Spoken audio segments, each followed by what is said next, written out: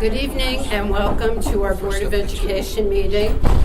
Today is Monday, March 12, 2018, a little bit of a change because we were snowed out of our last board meeting that was scheduled. Can we please all rise and pledge allegiance to the flag? Pledge allegiance to the flag of the United States of America and to the republic for which it stands, one nation, under God, indivisible, with liberty and justice for all. Okay, this is the time. We have to get our agenda in order.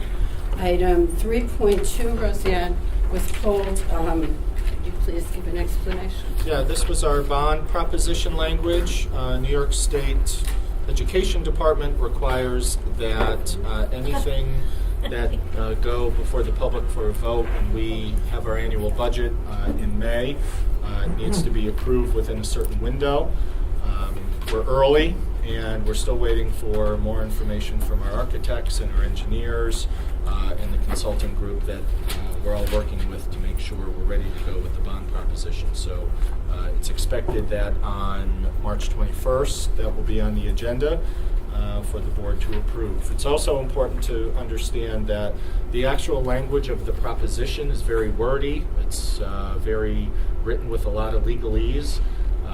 That's just one of the many mandates that we have to follow with the State Ed Department. But as we get into wrap up the winter, which hopefully ends soon, and get into the spring, the specifics of that bond will be outlined. We talked a little bit about it at our last board meeting, but certainly we'll continue to communicate it. So look for that next week to be approved. Okay, and item 5.1 was pulled, the first audience comments. And I'd like to read a short statement. The Board of Education recognizes the value of public comments on educational issues and matters of public interest. To allow for public participation, we set aside time toward the beginning and end of each meeting. However, for tonight's meeting, given the number of presentations on the agenda tonight and the issues for the Board of Education to discuss, we're providing one time only for public participation. This will take place toward the end of the meeting. When the Board of Education last met on February 28th, the duration of the public participation portion forced us to postpone many important presentations and discussions. Some of the audience members attended the February 28th meeting for those presentations, and we couldn't get to the presentations as a result of all the comments. For those who wish to speak during the public participation portion, we ask that you follow the Board of Education protocols regarding public participation in board meetings, which are on our website. These protocols state there will be an opportunity for public participation at meetings, and that civility and mutual respect is expected during this discourse. The public opportunity to raise an issue or to raise a question about an issue not on the agenda occurs once during a regular meeting. At the podium, each speaker should state his or her name. Each speaker is allowed one comment on an issue until all others have been heard, for a total speaking time of 3 minutes to allow others the opportunity to speak. Comments should be directed to the entire board, not individual members. The speaker should not comment on or identify any particular students or employee by name or situation in his or her comments. That's why the other meeting took so long to put online, because we had to redact so many names and comments. The board, president, or superintendent may summarize discussion to gather information to respond at a later date if necessary. Interruption of board discussion is never permitted. These protocols have governed this Board of Education for years and have been posted on our website. Again, the protocols help guide us as a board to ensure we're effective representatives of our community and that the board operates in a transparent fashion. Please remember that our Board of Education meetings are meetings where our business is conducted in front of the public, not with the public. If there is a need for the community to dialogue with the board, then we can arrange to have meetings with the community outside of the boardroom. Please let us know. We can reinstate our meet and greets or some meeting where the public can communicate their concerns to us. Thank you for your cooperation. Now, can I please have a motion to accept the agenda as proposed? Second? All in favor? Aye. Can I have a motion to approve the consent agenda as proposed? So moved. Second, all in favor? Aye. Okay. Items removed from the consent agenda are 2 donations. The first donation is $7,000 from the Hendrick Hudson Turf Foundation. That's to help us with improvements to our high school field. Do you know, I don't know anything about the, Turf Foundation. right, the Turf Foundation. This foundation was started a couple of years ago with the idea that they would help to pay with the turf. There are several community members that go together and raise the money themselves. There's another community member that has pledged $50,000 for a turf. So this is the first part of it. We can't hear at all.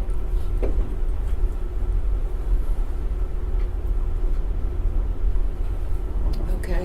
Just talk into it. This is a foundation. It's on. Yep. Hello? Okay. Several members of the community decided to start this foundation to raise money to help the school district to pay for the turf.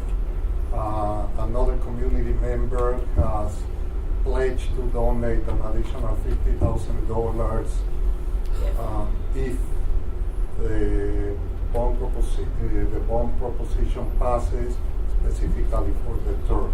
So this has been on the works for several years, so this is the first $7,000 that they have raised. But they're not limiting it just to turf. I mean, clearly they're just, helping us with the field right now to get it prepared, for this. Can't hear you either. What I asked was that this is not just about, it's not just purely turf. It looks like they're willing to just, the actual, because it's just grass right These now. $7,000 For the Turf Foundation. it's for the turf.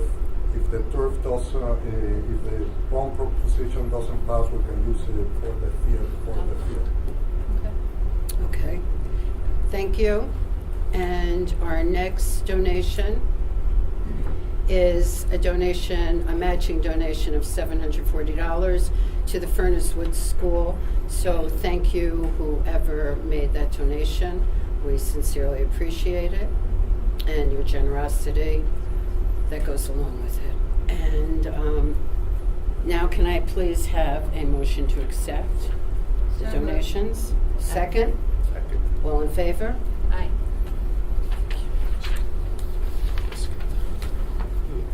Now we're on the superintendent's report. Okay, a number of updates and some items of interest. First, we'll start with HenHud Live. Took place a couple Saturdays ago on March 3rd at the Factoria down in Charles Point. We had a great turnout. They sold over 260 tickets. Most of those folks actually showed up, and if you remember, a good piece of our community didn't have power that night. And in fact, until 2 o'clock that day, the Factoria didn't have power. They ran the whole event on generators, and it was absolutely fantastic night. The ladies who put it together, the brain trust of the committee, they didn't even agree to do this until early October. So in about 6 months' time, they pulled off one heck of a party for our community. So if you were able to attend, I hope you'd agree that you had a great night. And as of last check, and I'm checking right now, they raised over $12,000, and they're not even done counting. So I expect the Board of Education to receive that as a donation, and we'll put those dollars to good use. At the high school, it's high school course selection time. Kids are going through the process of their wish list of courses they'd like to take for next year, fully knowing that there are state mandates that fill up a majority of kids' schedules. But this is just the first step in identifying what courses will be offered and the degree to which kids will be able to take the courses that they selected in priority order. This process does take a while because we have 800 plus kids wanting to take all of their courses that they have asked for, but as the process unfolds, the hope always is to have about 95 to 98% of the schedule done by the end of the year. Destination Imagination. This past weekend, 4 teams representing students from all 5 of our schools were very, very successful in the regional competition. In fact, 4 of those 5 teams are moving on to the state competition in Binghamton. That will take place on April 7th. We have been really blessed and honored to support Destination Imagination. I thought I saw Rhonda. Rhonda's here, who came to us a number of years ago to see how the school could get involved to support this really outstanding initiative, and the district is supporting it, the Education Foundation, and it's a really unique opportunity for kids to demonstrate their ability outside of the normal classroom. They have different challenges that they have to participate in. They're coached by parents. Kids don't have any advanced knowledge of what they're going to be asked to do, and they improvise on the spot, and they nailed it because I believe all of them finished in the top 4. Is that right? It was just 4 teams. Oh, just 4 teams. I'm sorry. 4 teams representing the 5 schools. So thank you to the parents who have led that effort, because those kids are able to do really innovative things in that setting. Our snow day scorecards. Snow is not only a literal 4-letter word, it's a figurative one around here, and we're expecting more snow tonight into tomorrow morning. But where we stand right now is we have used so many snow days that we are taking away the Friday before Memorial Day weekend. Now, the reason we haven't officially announced that and etched that in stone is because a number of districts, including ours, are petitioning the state education department based on the wild winter that we've had, really the last couple weeks. So according to our school calendar that was adopted a year ago, the order of operations would be to take away the Friday before Memorial Day, and then we dip in the spring break. We're hoping that we don't have to do that, but we're also going to allow for some time for the state education department to weigh in on whether or not they're going to provide any relief for schools that had power issues like we did, that had travel warnings like we did, that had states of emergencies like we did. So we're going to let the state try to solve this before we interrupt the plans that kids had. So stay tuned on that, but if the state doesn't come back with positive news, it would be that Friday, May 25th. I'm going to let Margaret talk for a moment about our literacy night, our first of 3 that happened. That happened at BV last week, and the other 2 that are scheduled. So if you want to... We had a fabulous night at BV, a nice turnout by parents. The teachers who hosted the breakout sessions for K2 and 3-5 did an amazing job.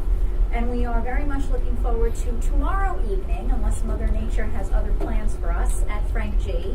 If for some reason we cannot be open tomorrow and we need to cancel that, Donna and I have picked another date, and we'll post it on the website so everybody understands. There is, though, a 3rd date at Furnace Woods. So we have March 26th at Furnace Woods, the 13th tomorrow night at Frank G. And I can't remember the date we picked. I think it's the 22nd is the snow date if we need it tomorrow. Fingers crossed that we don't. If you haven't been able to join us, please do try to let the principals at Furnace Woods and Frank G know that you can join us at either one of those schools.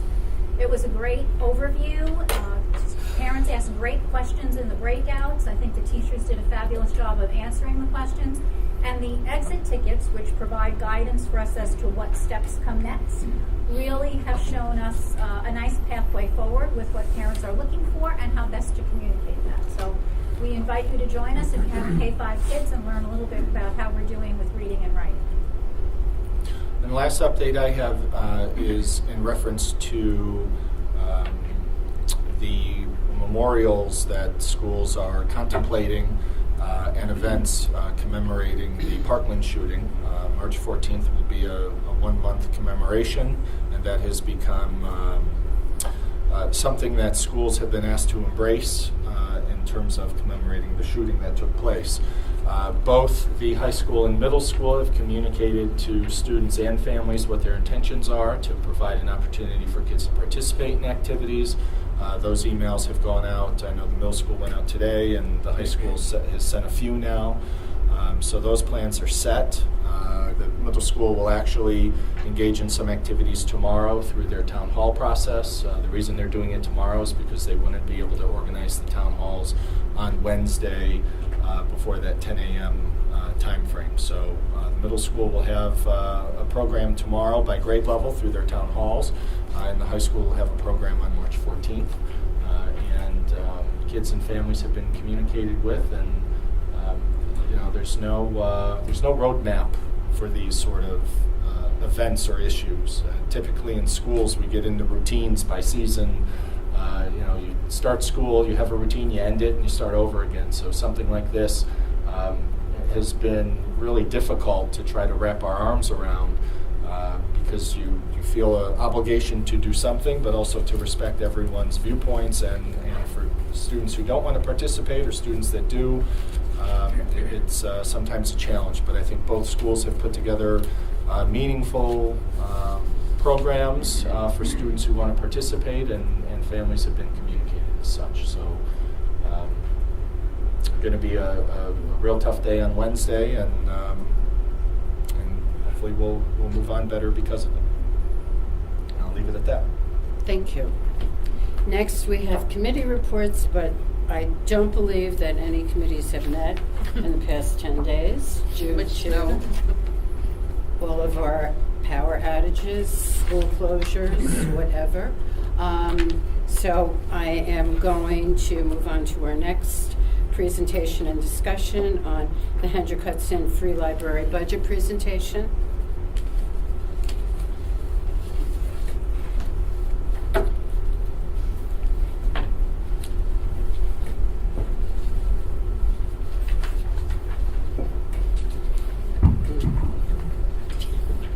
President Pedersen, Mr. Hawkrider, and members of the Board and Administration.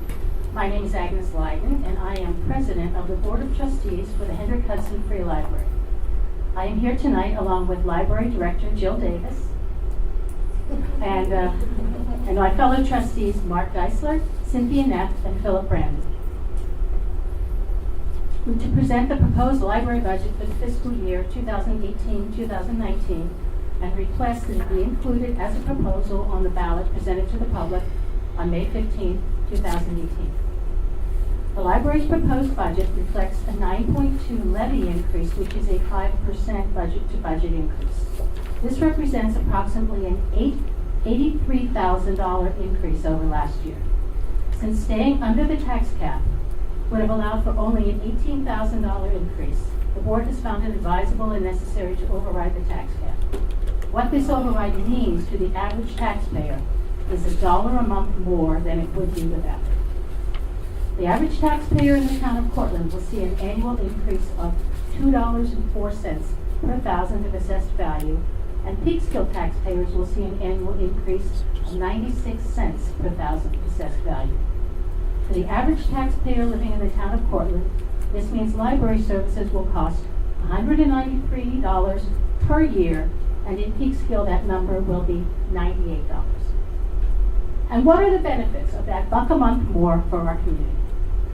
Well, our doors are open to everyone for 61 hours a week. That's the most in all of Westchester. There is access to more than 67,000 print materials, with over half being for our children. 76 magazines and 4 daily newspapers, 3 study rooms, monthly art displays. Next month will feature our school district students. We provide notary services, and very soon we will be providing passport services. You can pick up New York State grown fruits and vegetables weekly through Field Goods. We loan hotspots and museum passes, and are an Easy Pass retailer. And for the last 2 weeks, when many members of our community were without electrical power, some of you included, we were a community center where you could charge your phone, plug in your laptop, and access the internet on our Wi-Fi. As you can see, Hendrick Hudson Free Library is more than a traditional library service provider. The board's goal to provide the same level of services and programs to our community continues, and we feel that this budget reflects our commitment to that goal. Thank you for the opportunity to be here to present the library's proposed budget to be included on the May 15, 2018 ballot. If you have not had the opportunity to stop by and see our beautiful new children's space with a 25-foot puppet theater tree in it, you don't know what you're missing. Again, on behalf of the library, thank you.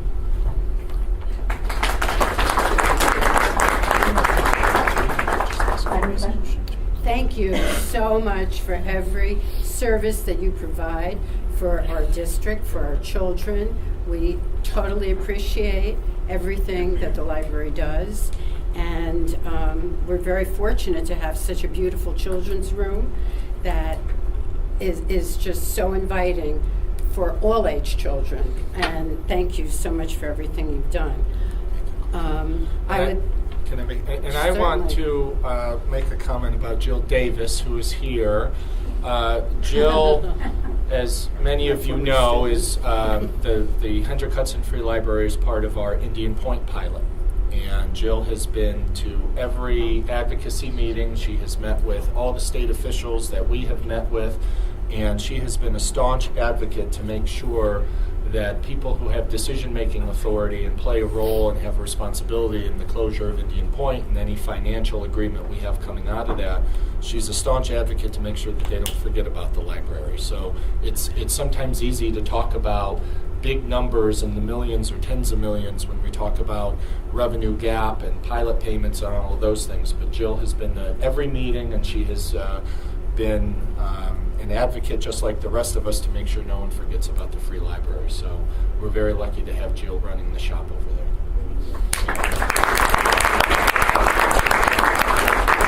If it's okay with you, I just want to add 2 seconds of time. I don't know if the public is aware of it, but the Hendrick Hudson Free Library is an amazing partner to us in teaching and learning. They have been there every step of the way trying to partner with children's programs, even during our summer adventures that we have done last year and we'll do again this year. They open the library for us at 7:30 in the morning so that we can use their space for professional development. They really have been a tremendous asset to this district behind the scenes. They've been running the E&L groups for years, working with both children and parents. So in my role as curriculum and director of curriculum and instruction, I cannot say enough about the collegiality that we find when we go to Jill and her staff and ask for them to partner with us. So thank you very much. So in light of this presentation, I would like to ask for a proposition to include the Hendrick Hudson Free Library budget on our budget vote that we have in May. So Can I please? Thank you. Second? All in favor? Aye. Thank you so much, Agnes, and thank you for all your diligence. We sincerely appreciate it. Thank you. Okay, moving along. Next, we have a presentation on operations and maintenance budget. Mr. Merlini.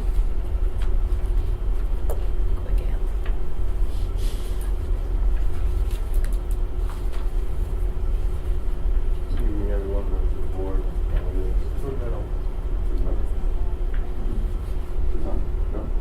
He's just a very quiet guy to begin. Speak up, dude. Okay. Tonight I'm here to present the proposed budget for 2018-19 facilities, operations, and maintenance. Just jump right into it.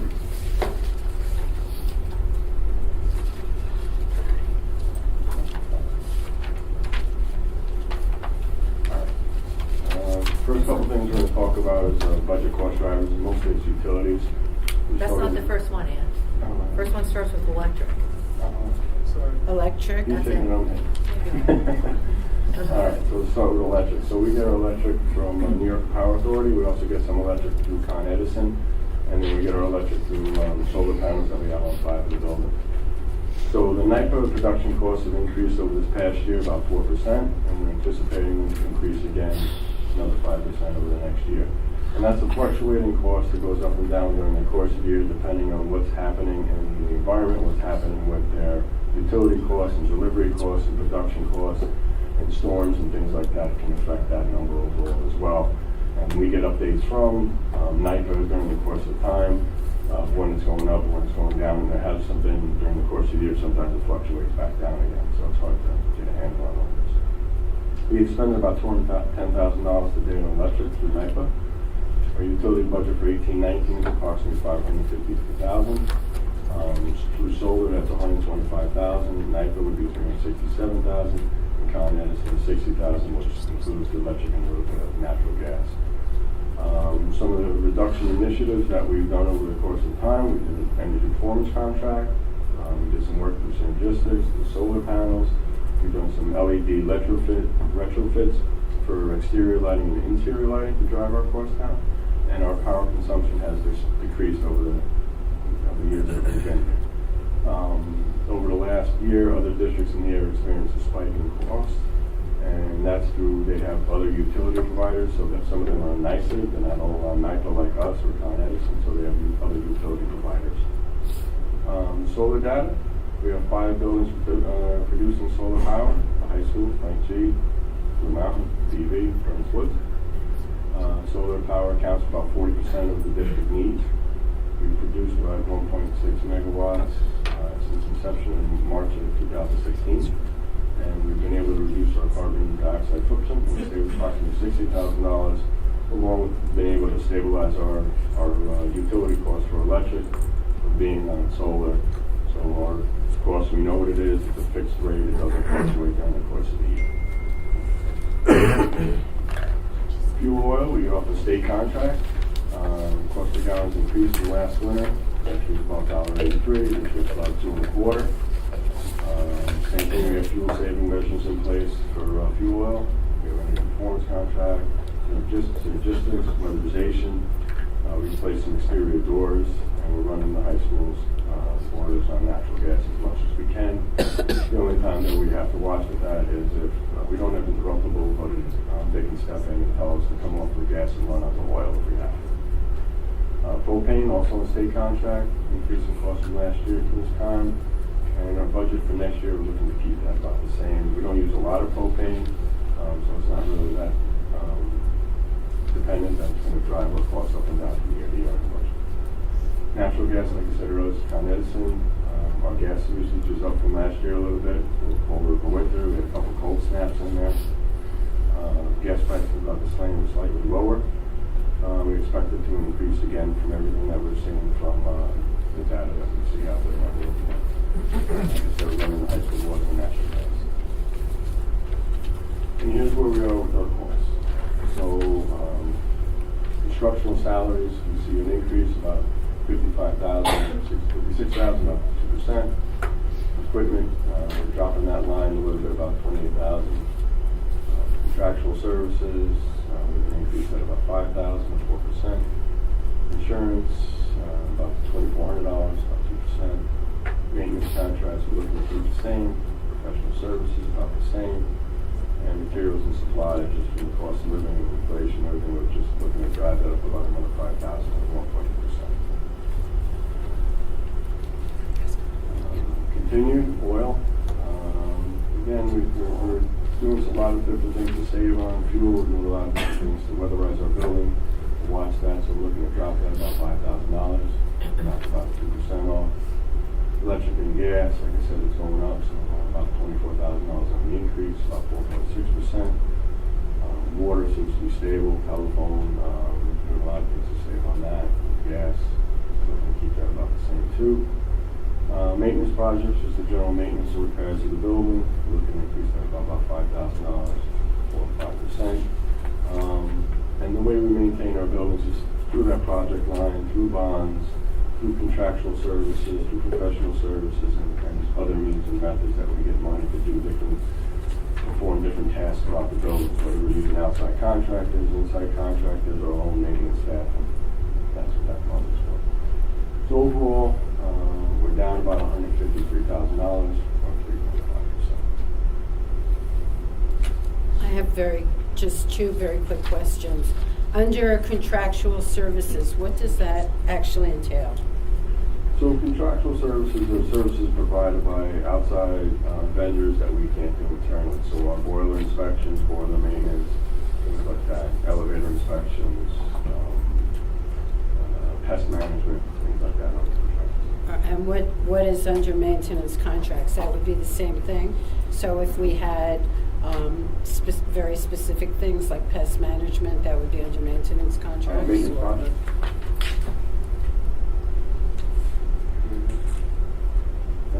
Under proposed operations and maintenance Oh, yeah, budget? so Right. maintenance contracts also, there's certain things in that too that they're coming in. And it's kind of like, it's weird, they kind of like, there's two lines almost mimic each other, but they're a little different, there's subtle differences between them too, but they're very simple. Okay. Maybe I'm missing something. Your numbers aren't correct. If you look at 4390 and 4325, that's a difference. It's a $68,000 increase, not a negative 153. Looks like there's a formula in there that's wrong. Yeah. Right, Um, the total. Yeah, you're right. So what's the percent increase? When I revised this the other day, I was transcribing it onto the new format, and I Something didn't carry. Yeah, something didn't carry over. New format. Did you do the new percent? No. I do apologize for that.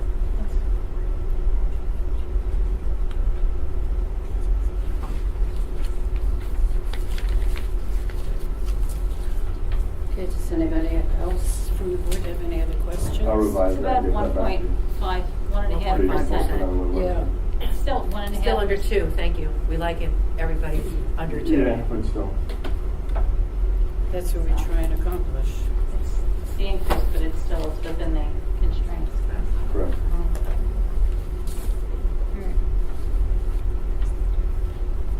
Looks like the other numbers. Thank you. It looks like it's just that one total. The that's bottom all. line, the bottom Yeah. The bottom line, the bottom total. Something carried wrong.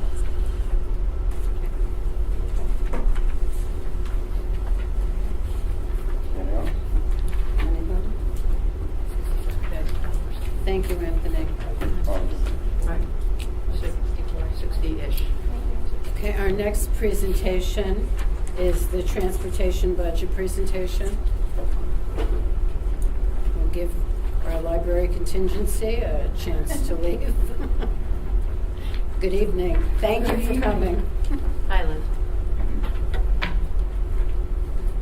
Are you advancing or mine? I will. This one. Yep, on the right side of the room. Thank you. Right. Good evening, Mr. Hochreiter, members of the board. How are you? Good evening. Let's hope the winter's over. Doesn't sound like it though. So I'm going to present to you today the 2018-2019 transportation budget. There was some adjustment in numbers because some of the addition was incorrect, so it's been corrected. The new numbers are up on the board, so when you see them, you'll need to correct them on your presentation. Okay, so continuing initiatives I have in transportation are to continue to reduce the overtime for sports, reduce spending without losing the quality of our service we provide, improve route efficiency to better serve the community, and to continue to utilize the shared services model to combine transportation services with other school districts in order to reduce expenses. So we share some of our transportation with some of our private and parochial students and also some of our special education students that go out of district. We're partnered with 5 other school districts. This year we added Mechanical Hills to that. And it helps to reduce, we don't pay them to provide the transportation to our students, and nor do they pay us when we provide transportation to their students. We have to go through Croton to get to Harvey School. We pick up children for them at one of their bus stop locations. And then Croton brings back my early dismissal from Hackley, and then I bring down one student for them to Hackley in the morning with our students that we have. So that's just a for instance of what we're doing as far as shared service. It's very good. Saves a tremendous amount of money. Yeah, one of the things I can tell you is that we do have, children that go to Southern Westchester BOCES, and by partnering with Fiscal to do that, it saves us almost $30,000 in transportation costs. We appreciate that. Makes Thank sense. you. Okay, so other enhancements we have in transportation this year. So last year were that all of the drivers continue to receive annual training for the administration of EpiPens. We have Christine Cody, who comes over from BV, and she's come for the past 3 years. We do a training session at the Montrose Firehouse in February, and they all are receive training on how to administer them. She comes with a number of different trainers, all different types, so that the drivers are familiar with the different types the children may have on them. And that way our drivers are prepared in case there is an emergency with, one of our children on the bus, that they're able to assist that child with, administering their EpiPen. All the drivers also this year received training on student management strategies and conflict resolution between students on the bus. And one thing I don't have on here that I wanted to talk about was that this year, for the first time, we went to all the elementary schools and had bus safety day. Each grade level came out, and we provided bus drivers. We had large buses, we had vans, and we spent time with them going over the different things, loading and unloading procedures, crossing the street properly, behavior on the bus, no bullying on the bus, and also emergency evacuation. The children were able to evacuate out of the back of the bus, out of the side of the bus. Some of them went out the windows, but at least that way the kids are prepared and know how to do those things in case of an emergency. Okay, we taught them how to use a two-way radio and different things like that. They must have loved that. Well, it's important for them to know. I mean, in case your Absolutely. drivers, for some reason can't communicate, at least, the children are going to know how to key the mic, how to call for help. And that way, at least it helps to, relieve them. The more that they know, the better that they'll feel. Absolutely, it's a They'll safety feel a little bit feature. safer. Okay, so this year our enhancement is to receive delivery on 2 75-passenger Bluebird transit-style school buses. We also received delivery on 1 20-passenger wheelchair van. We needed to purchase that. The one we have was, high 100,000 miles, 147,000 miles. That bus we use is a single-wheel van. We use that to go over to Rockland County with some of our students. And without that being a single wheel, it would add a half an hour each way onto the trip because they wouldn't be able to go on the Palisades.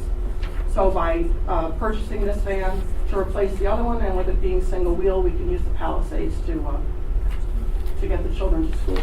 We also received delivery on a 2018 Jeep Overland for use by myself and Mr. Merlini for district business. Okay, for 2018-2019, I'd like to purchase 2 28-passenger dual-wheel vans to replace the following vans. We have a 2001 Chevy with current mileage of 217,372 miles, and a 2002 GMC with current mileage of 209,056 miles. And the approximate cost to replace those vehicles is about $120,000. Okay, so as we go through the line by line, the increases are basically what the contractual increases are for CSEA. So there's an increase in the non-instructional salaries of $31,753 for a 2.2% increase. Non-instructional for the chauffeurs is an increase of $17,484 for a 3.6% increase. And then for our chauffeurs that transport our special education students, it's a $20,662 increase for 1.5%. And then non-instructional overtime is $168,504. We're going to keep that the same. We're not going to make an increase there. That would be the overtime that's incurred for field trips and things like that. And then we have our field trip budget. We've decreased that by $10,000. So it's a 29% decrease in that line. Okay, and then we have our sports overtime that we've decreased also by $18,476 for a 15.5% decrease. Yes. Just one more question. If the field trips are going down and the non-instructional overtime includes field trip overtime, why wouldn't that go down too? Because there's also other overtime that's in there besides field trip overtime. So that's the only reason why it's not going down, that it's just staying the same.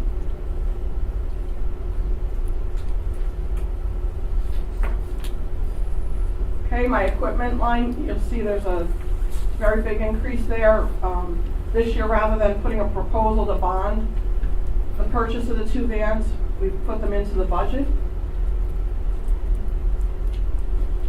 And then we also have our contractual expenditures, which are also an increase only by $2,000, and that's 1.4% increase.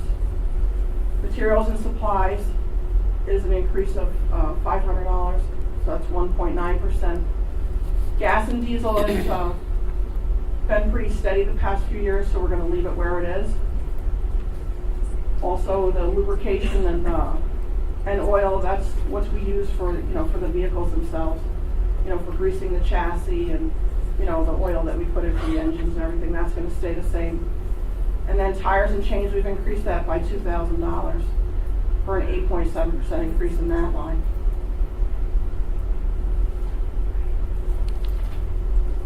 The liability for the insurance for the vehicles, it's only increased 0.2%, by $90. And then the umbrella policy, also that showed a decrease of $453.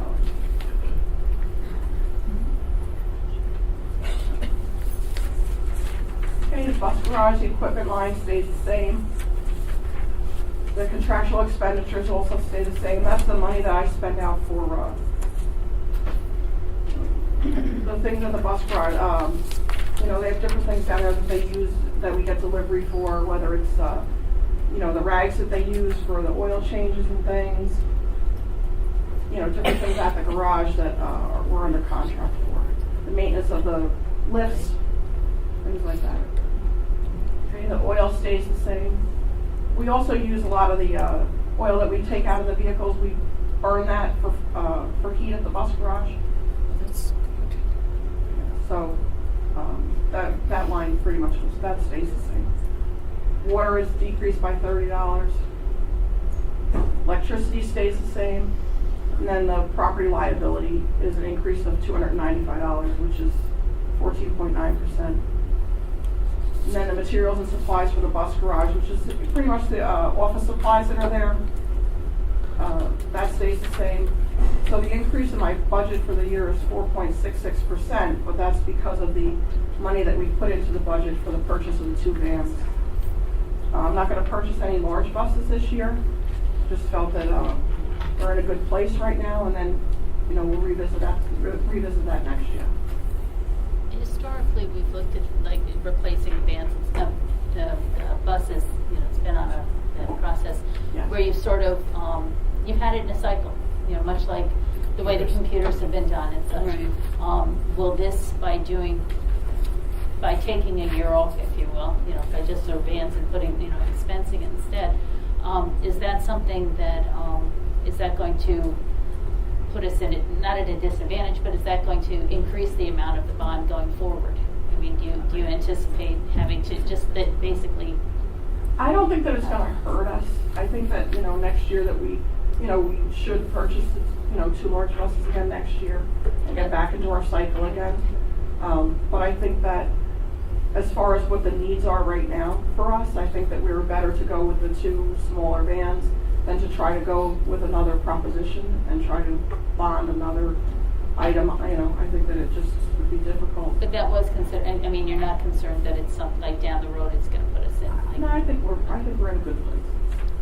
And the liability, the decrease, is that a product of the safety performances and such, and the unfortunately, I really, Enrique gives those numbers to me, so. I just assumed that was part of it. It's just a quote from NYSER. So, The insurance. Yeah, the total insurance actually is going to stay pretty even. In some cases it's going up, but in this case, I'm just saying very little. Yeah. Oh no, it's negligible. I was just wondering, like, that usually when you see that, it's for a reason that that because you've now put in a lot of claims or your safety results have been added, I think that what helps us too is that I think that when we have our obsolete bids, that we're getting that stuff off the insurance and off of the property and, out of here. And so, you see a reduction of, we're not insuring vehicles that aren't on the road anymore. Now we're, as soon as we can get rid of them, we're getting rid of them. Good, thank you. I was just wondering about the field trip reduction.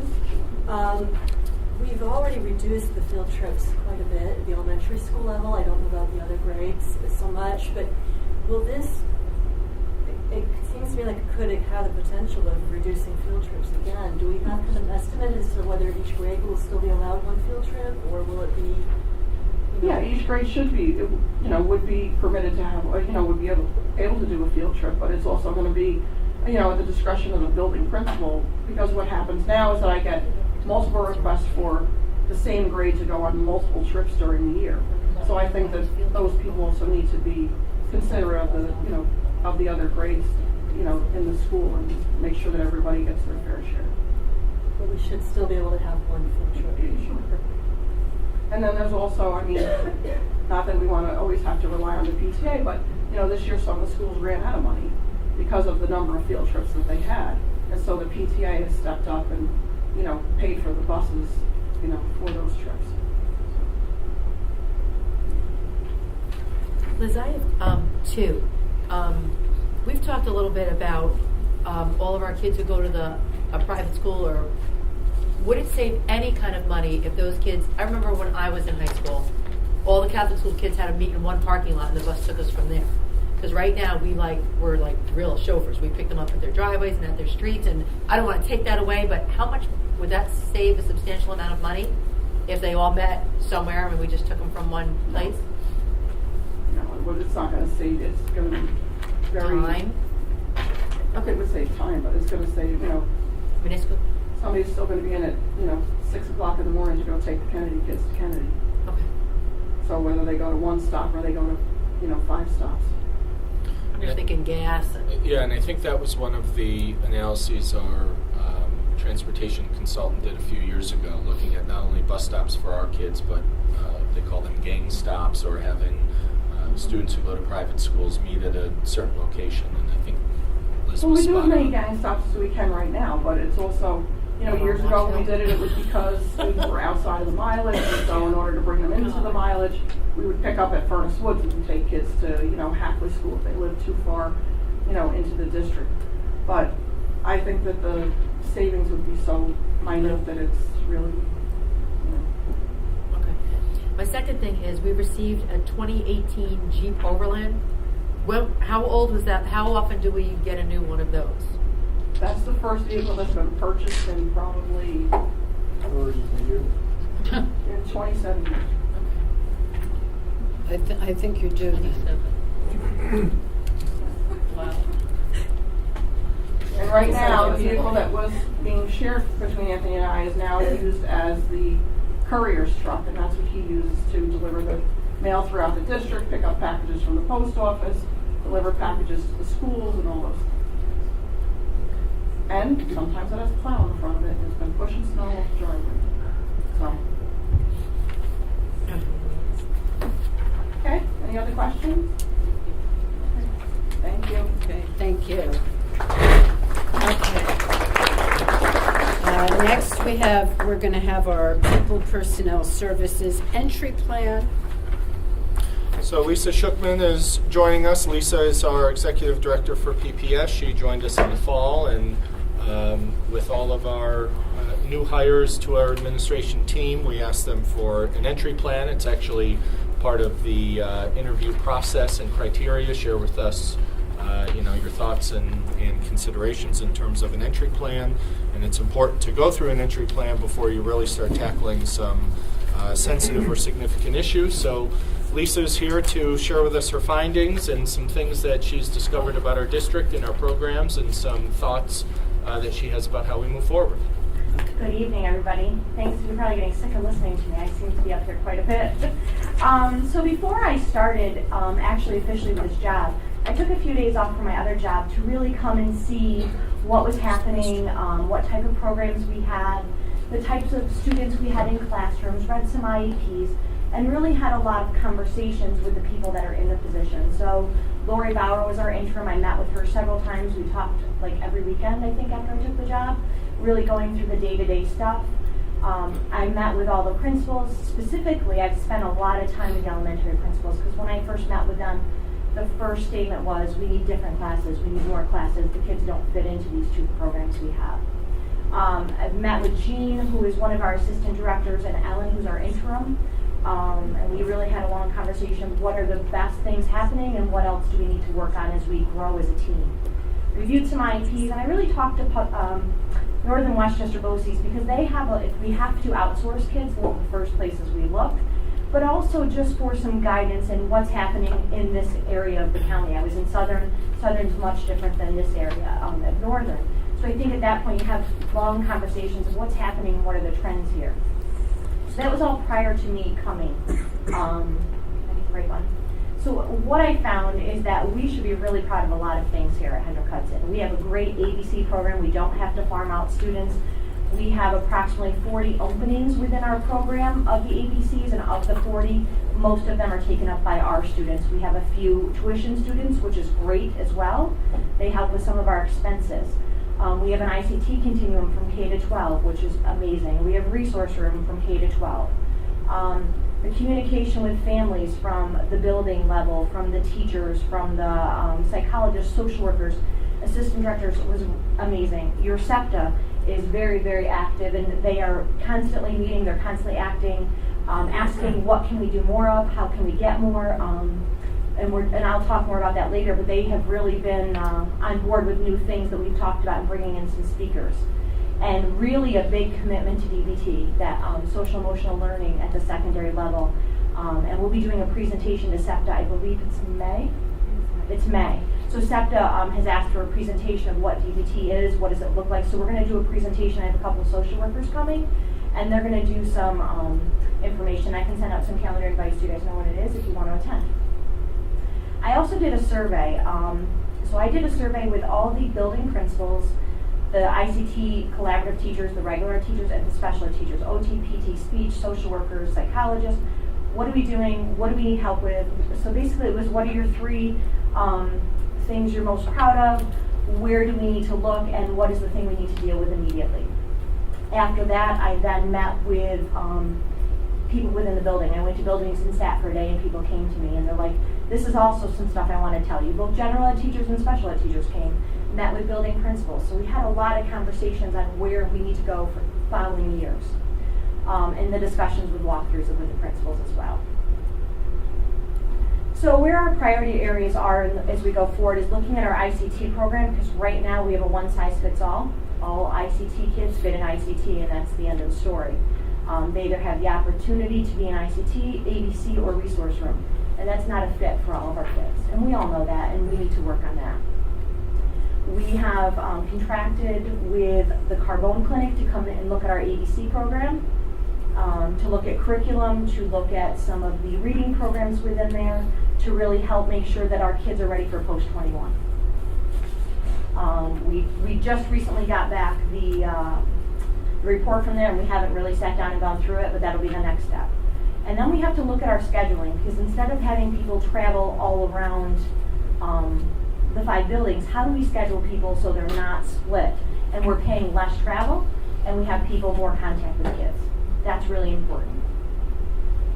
So as you can see from the continuum of services in the red, we really don't want to get to the red, because that means we're putting our kids out of our district and they're not in our home school. And we really want to keep as many kids as we can here in their own community to be part of their school and an actual community when it comes to either the sports or whether it's the socialization. Keeping them in our own school is the most efficient way to make sure that they're part of the community in which they live. So we do have consultant teacher and related services, which is the least restrictive in the whole wide world that we could give our kids. We then have resource room, which we have ICT, and then we have special class. And we have some special classes only for ABC. And that's a discussion that's been on the agenda with all of our teachers in the elementary programs. What do we need to look at? In our middle school and high school, we do have special classes. We have 15 ones, which have been wonderful. They've been doing great things with those kids. The kids are gaining academically.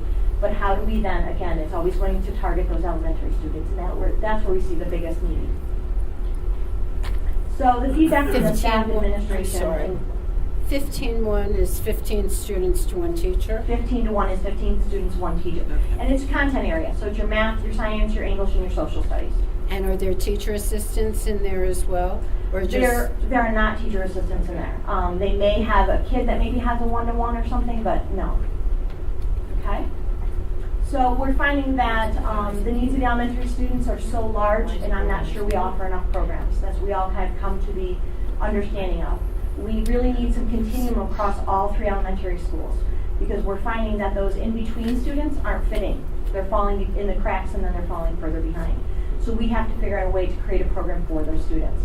We have created profiles. We've actually started with our ABCs profiles. What do these students in ABC look like? Because it seems like we're putting so many students together that don't look the same. So imagine if you were trying to create a profile, what do those students look like? What are their speech needs, OT needs, learning needs, the way they learn, the way we deliver instruction, what does that look like? So we really had to stop and think. We met many times with our ABC teachers. We did an elementary meeting several times, and then we did a secondary, so we put middle school and high school together. And then we found out that we need some staff development for really some ICT, some really effective ICTs. So that's something that we're looking into hopefully getting done this summer.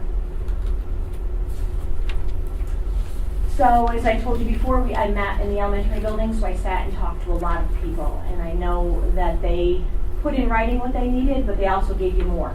You know, when you sit and listen, you're going to get more from people. So that was interesting to take that information, then take it back to the principals, take it back to my team, and say, how do we now help these people? How do we help these teachers so we get what they need to help them instruct students? So we can definitely address some things right away. We can talk about ICT training. We can talk about training for our ABC teachers in reading and different curriculum for our secondary kids.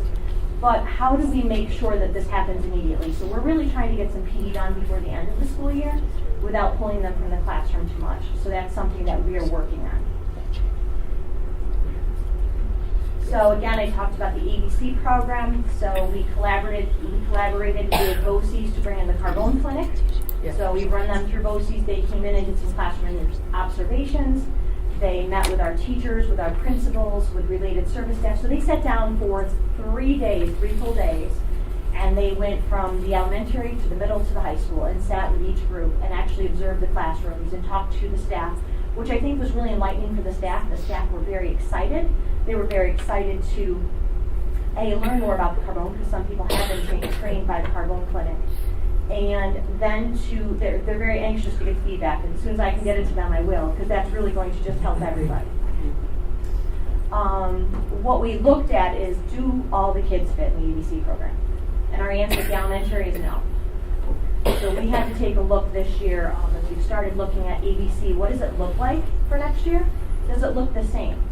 So we have students that are commingled, that are state assessed students, and students that are alternately assessed, which to me is not the best thing, because how do those state assessed kids get a rigorous curriculum to prepare for those near state assessments? So we decided we have enough kids to do 2 ABCs that are alternately assessed at the elementary school and 1 ABC that is state assessed. So that's, we'll then take that instruction, it'll be very specific to those students. Curriculum, again, I talked about curriculum. We definitely have to look at curriculum in the ABC classes, and we started talking about that. And, we can't talk enough about staff development, because I think, as you guys would agree, staff development is very important in order to make sure we continue creating the best programs.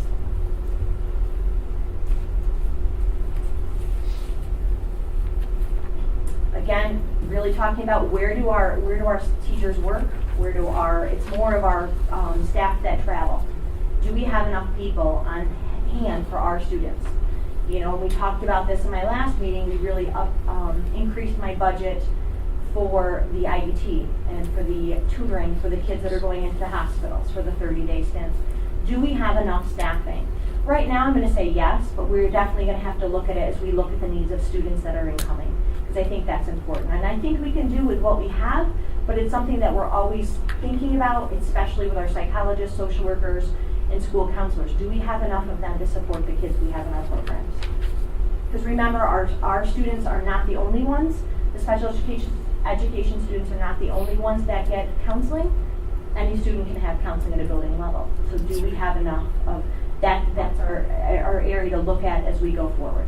Well, and I think if we're trying to meet the social and emotional needs of all of our students, I think that's something that the board looked at a few years ago, and I think it's something that we have to continue to look at on behalf of our student population now, because I think that's one area that the board has identified as being one of the most critical areas, and I think, we're seeing that in today's culture, that everything is coming back to the social and emotional needs of our students. So. And remember, we can't teach students until they're ready to be taught, right? Until they're Absolutely. available for learning. You know that as well as I do as you teach, right? Yeah. You know those students, if they're not available emotionally to learn, they're not going to learn. So we need a lot of that influence. So DBT has been amazing at the secondary. We're working on programs for the elementary. As actually we started talking about that last week. So as we move forward, we really are looking at our ICT programs and really having some conversations with parents. I'll be presenting to SEPTA the 27th of the idea of where we want to go next year for ICT, doing some staff development for ICT training with our special ed teachers and the teachers that collaborate with them. Looking at our ABC program and really identifying those students that are appropriate, identifying curriculum that's appropriate, and identifying training that our ABC teachers have. Because I think we sometimes put the ABC teachers in a box, and we say, go with this group, go with that group, and Margaret's shaking her head because we've had this conversation many times. Do they need a reading program? They do, but not the same reading program everybody else does. And we've already had those discussions, and we started talking to a rep that does a reading program specifically for students that are low levels called SRA. We continue to look at scheduling as I meet with the principals and say, so what does it look like next year? How many sections do you have? And of course, nobody wants to give anything up. So that's the fun part of my job, is having real conversations with them. As well as looking at those related service providers that travel throughout the district. SEPTA, we continue to create an open line communication. Rachel and I email at least once a week the SEPTA president to discuss what are the new upcoming things, what are the free programs out there for parents. Let's get parents in there. The 27th, we're also bringing in Access VR. So this is a plug for any junior or senior parents that have a student with disability that has not done their Access VR paperwork. Please attend this meeting. There will be a counselor on hand that will go through the Access VR paperwork. And Access VR, for those who don't know what it is a program for students that are have disabilities that are going into the last year of their high school, and it takes them into their college level. It helps job coaching, it helps financially with some of the college costs or pre-voc classes through like the adult ed programs or a 2-year college or a voc college. So all of that will be presented at SEPTA on the 27th. I just threw a lot at you, so any questions?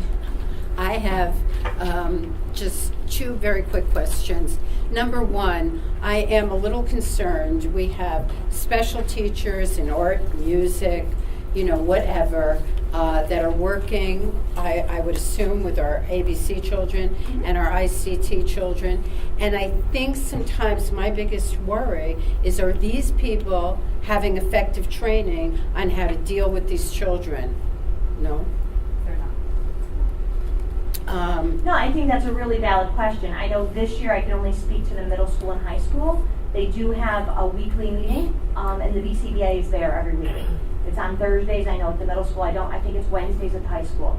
And they sit as a team with the ABC team.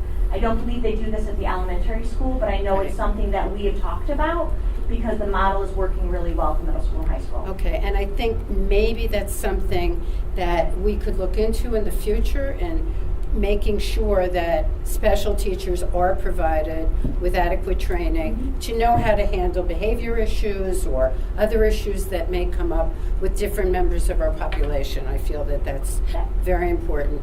And my second question is, are we providing training to our ICT teachers and our ABC teachers on reading support for these children? Because Margaret, yeah. I know a lot of people were concerned about this going forth. Margaret has invested a lot of time and effort this year in SRA LLI and PAF and Wilson.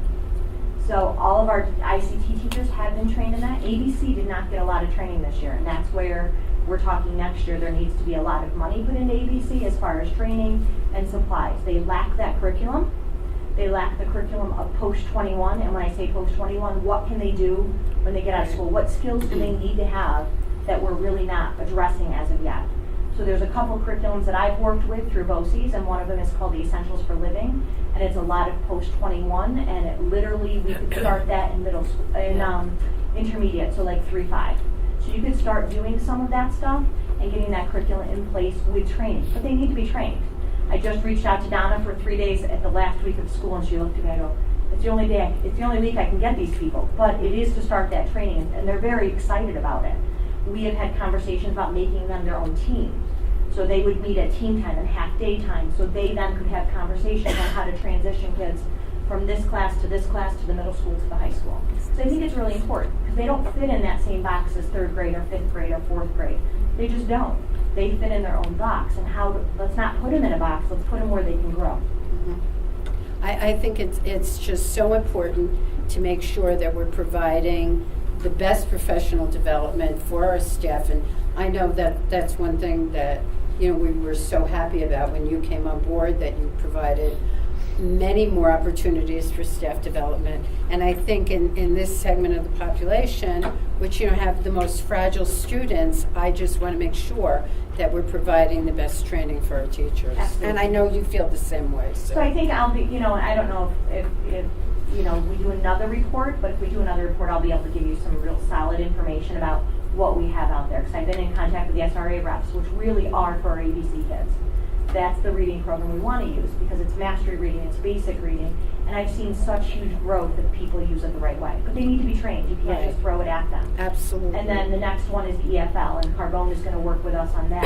That's our hope, to continue using them through BOCES and use them as a resource. Because if you don't know Vincent Carbone, Dr. Vincent Carbone, look him up. He's amazing. Worldwide countries, in many different countries. He's starting new schools all the time, all based for students with autism. Thank you. Anybody else have any other questions or comments? Thank you. Thank you.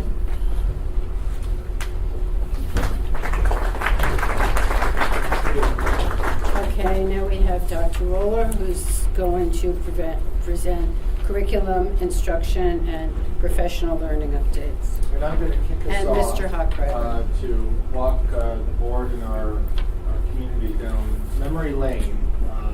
For a long time, this district has been and remains committed to a very sophisticated strategic planning process. And all the way back in July of 2015, we did a SWOT analysis of the strategic plan: strength, weakness, opportunities, and threats. And essentially what that conversation and process yields is a conversation with our team around which activities in our strategic plan are obsolete, which ones have been completed, and what has changed. What new areas should we focus on, and what new initiatives are out there. And we engaged our school leaders and even the Board of Education in an exercise to prioritize initiatives. Very simple. What do we stop? What do we start? What do we stop? And what do we keep, based on what's been accomplished and based on the changing landscape? So to talk about the changing landscape, we have a lot of different things that have impacted public education over the last couple of years. One is time. We're always trying to find time for staff development, time for remediation, time for acceleration. What do we do with a very tight school calendar? What do we do between 9 a.m. and 3 p.m. or 7:45 and 2:15? Changing expectations and policies. Since this time in 2015, we've had the Common Core Learning Standards come out. We've had what seems to be routine annual change of assessments and targets, especially for kids in elementary and middle school. You'll remember there was a time from about 2013 to 2016 that there was a new test administered over 3 days, 1 day, online, not online, pen and paper. We were changing the target. The state and the feds were changing the expectations of kids, putting a lot of that burden on teachers' shoulders, and frustrating students. And when you have frustrated students, you have frustrated families, and there was a big issue with some of the new Common Core Learning Standards, particularly in math. And what that led to was an opt-out movement, or a test refusal, where parents weren't sending their students in for what amounted to be weeks of testing in ELA and in math grades 3 through 8. Our district hovers anywhere between 24% and 32% of test refusals. And there's good reason for that. And we're not going to weigh in on whether that's a good thing or a bad thing. But what we know is that the data that we receive from these state assessments don't really give us credible information about our kids. We use a battery of other assessments and other measures and tools, and Margaret will get into that a little bit later. We've had state funding issues. We've had Indian Point issues. We've talked about that. We've had a tax cap issue. And all three of those combined for Hendrick Hudson have really been a challenge, because our pilot agreement with Indian Point has lowered our tax cap, which is really a good thing. What has happened is negotiating a very aggressive financial pilot, or payment in lieu of taxes, with Indian Point has reduced the demand on the local taxpayer, which is great, but that tax cap calculation has other unintended consequences on school districts, and we're starting to see that a little bit.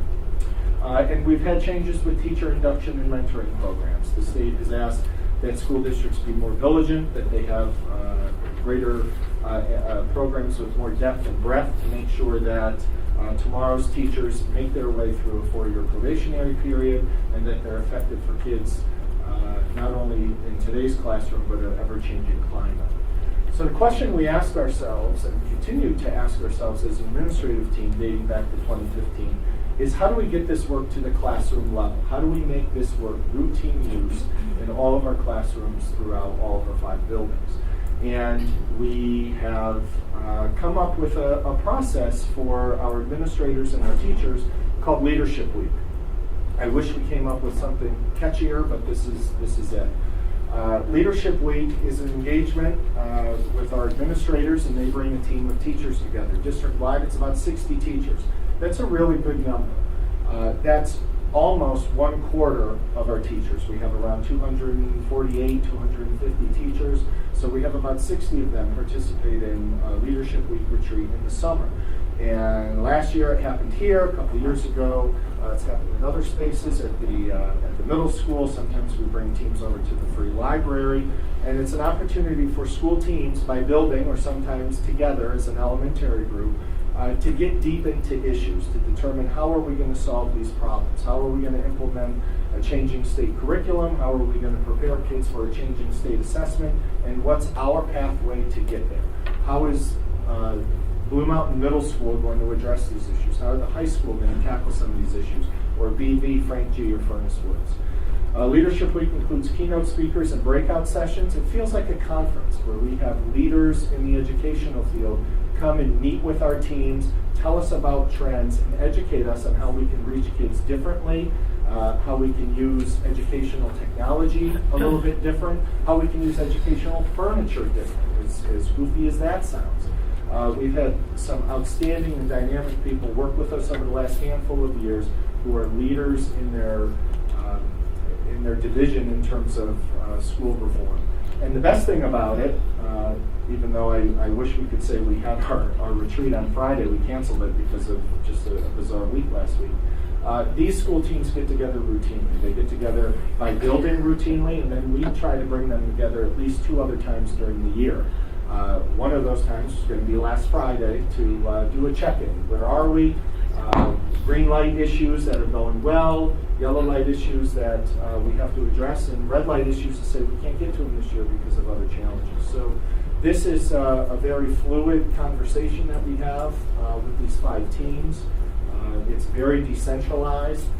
What we have to do as a district team is make sure that we're working toward changing expectations, and then we lead the pathway up to the 5 schools. So it's a backwards model that we found for the last number of years has worked. So what Margaret's going to do is walk you through some of those initiatives and take a deeper dive into some of those topics.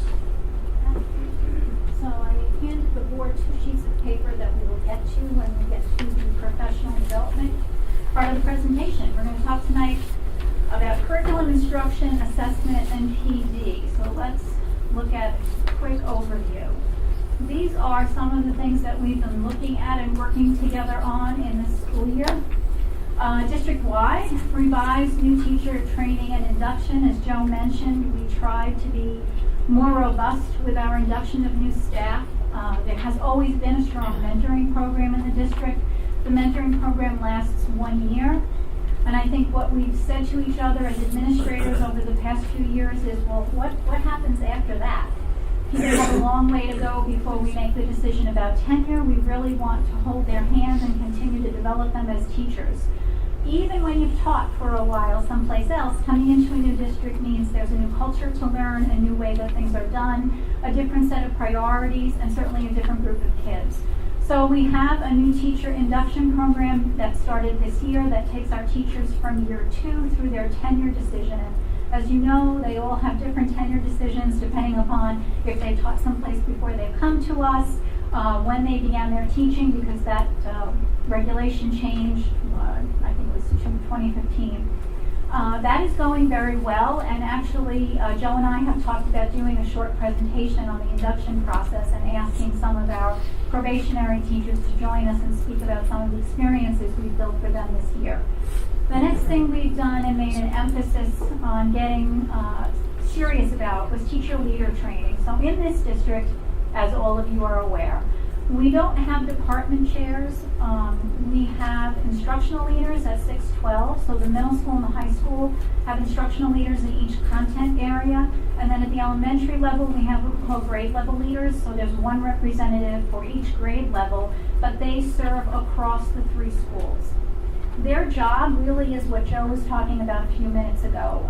It is their job, alongside the building leadership teams, to really move the conversations that we're having to the classroom level, to make sure that the changes that we're looking at in both curriculum and instruction are beginning to take place at the classroom level, which is where the kids are. Yes, ma'am. Just very quick, how are these instructional leaders chosen? Do they volunteer? Back when I was teaching, you volunteered and then you were approved. Is it the same procedure now? So that's a good question. We just had a posting for that. The people who serve as instructional leaders and grade level leaders serve a 3-year term. So we put a posting out, people apply for it like you would apply for a job. And I have, over the past 3 years that I've been here, partnered with the building leadership to interview those folks. Sometimes we only have one person who puts in for it, but we still sit down and go over the roles and responsibilities of the position.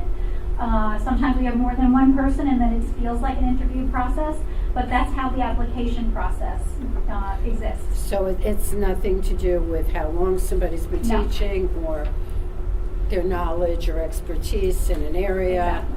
Okay. As a matter of fact, there is contract language that folks who serve in that role cannot serve 2 consecutive terms. It has to be offered up for another individual.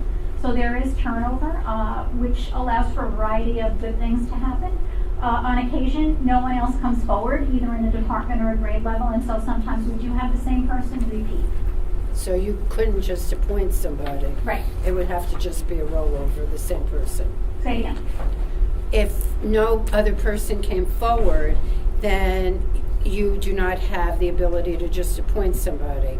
There would have to be a rollover of the same person? There's usually been a rollover of the same person. Okay. I don't think in the time that I've been here, we've not had a situation where no one came forward and the person who was in it before wouldn't agree to continue in it. So that's how it's built. Okay. And we're in the process of doing that right now. So the teacher lead, so now these teachers who come forward for this position, and there is a stipend for the position, have some serious responsibilities in terms of curriculum and instruction within their department and within the grade level. We realize that we really have never provided adequate training for those people in a position in which they are leading colleagues, and sometimes that's a very delicate balance. So we started that work last year with an outside consultant that we use in the leadership meetings, and that has been very successful. Teachers want to know how to keep a meeting on track, how to resolve conflict when there's a lot of different opinions around an issue and we have to come to consensus. So that has proven to be a valuable time both for individual people but also for the team to gel. because at the secondary level, where we have content leaders at the high school and the middle school, those teachers serve as the cabinet for their school. So they meet also with their building leadership once a month to talk about how do we move this forward in curriculum, what changes do we want to see in instruction, what is our role bringing this information back to our team. So they have appreciated the training that we've done, and it is ongoing. We'll continue to work with Judy Carr along that line. It's also part of their leadership work, week work that we do together, and that's been very successful. Next on the list is mindfulness and social and emotional learning. You heard Lisa talk a little bit about that. We are very aware that we have been very focused at 612, especially around the DBT training. And the work that we did in this room last summer brought to mind that we need to get a program in place for our K-5 children. So that conversation has been ongoing this year, trying to figure out what makes the most sense, and then not only picking something, but then determining how does it get taught. How do we put that in place for our children on a day-to-day basis? Whose responsibility is it to teach that? How do we support it? If you're not directly teaching it, what's your role in supporting the work and at least understanding what the work is? So that's a critical piece. I totally agree with what you said earlier, Barbara. In this day and age, that sits at the center of everything we try to do with our kids at every age. Active learning strategies. So the interplay of instruction and environment, that has been a big conversation, and we have in this very building at the Academy program, we have folks who have been going through some professional development around the interplay of pedagogy, which is instruction, the physical environment of a classroom, and the use of technology to advance instruction. That's a great conversation. We also touched on that a little bit here last summer. A lot of teachers were very excited about what that could mean for their classroom spaces, and so we're continuing to push those conversations and support those conversations. We've had teachers visiting other districts that are a little bit out in front of us in that respect, and that's a big topic for us, an exciting one. The role, expectation, and weight of homework on student learning and achievement. This all came out of summer work together. Actually, the administrators in the district went to a presentation last spring at BOCES that talked about the use of homework with kids. Is it meaningful or is it busy work? Does it advance learning or does it actually hinder learning? And by the way, who's doing it anyway? Is mommy and daddy? Are mommy and daddy doing it? Is the student doing it? How do we know who's doing it when they bring it back to school? If it's all correct, is it really Johnny's correctness or did he get a helping hand? And if he got a helping hand, sometimes as a teacher, I assume that they knew it and therefore I don't do any more work around it. It has been a very interesting conversation. I don't think anybody in this district is saying homework needs to go away. I think what we are saying is that homework has to be purposeful. So we're continuing to dialogue around that. We had some folks come to speak with us from a district in southern New Jersey that are doing work internationally in this area, and they have helped us really rethink some of our approach to homework. At the elementary level, our priorities have remained literacy instruction, because if you can't read and write, you can't do anything else. So we have this year continued our work with Carl Anderson, and we'll talk about Carl and his work a little bit more. For those of you who don't know Carl Anderson, he is a world-renowned writing expert, comes out of the work at Teachers College, Columbia University, and we are very lucky to be able to have him with us on a regular basis. This is his third full year in the district.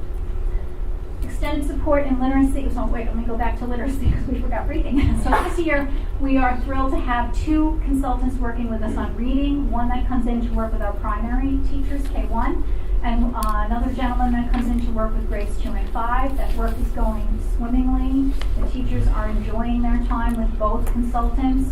The consultants are sharing that they see this work being actively rehearsed and practiced in the classrooms. And we actually are looking at bringing the reading and the writing work up now to the middle school level. In addition to core classroom literacy instruction, we've spent a good deal of time talking about extended support in reading and math at the elementary level. We've always had AIS reading, but we have not had AIS math. And we have the luxury this year of being able to pilot something in one of our schools that is going quite well. So we are hoping, the principals and I were just talking today about how we will expand that to each of the 3 elementary schools and then provide some professional development over the summer to the teachers who will take that work on within the math program that we use. So we're very excited about what that could look like.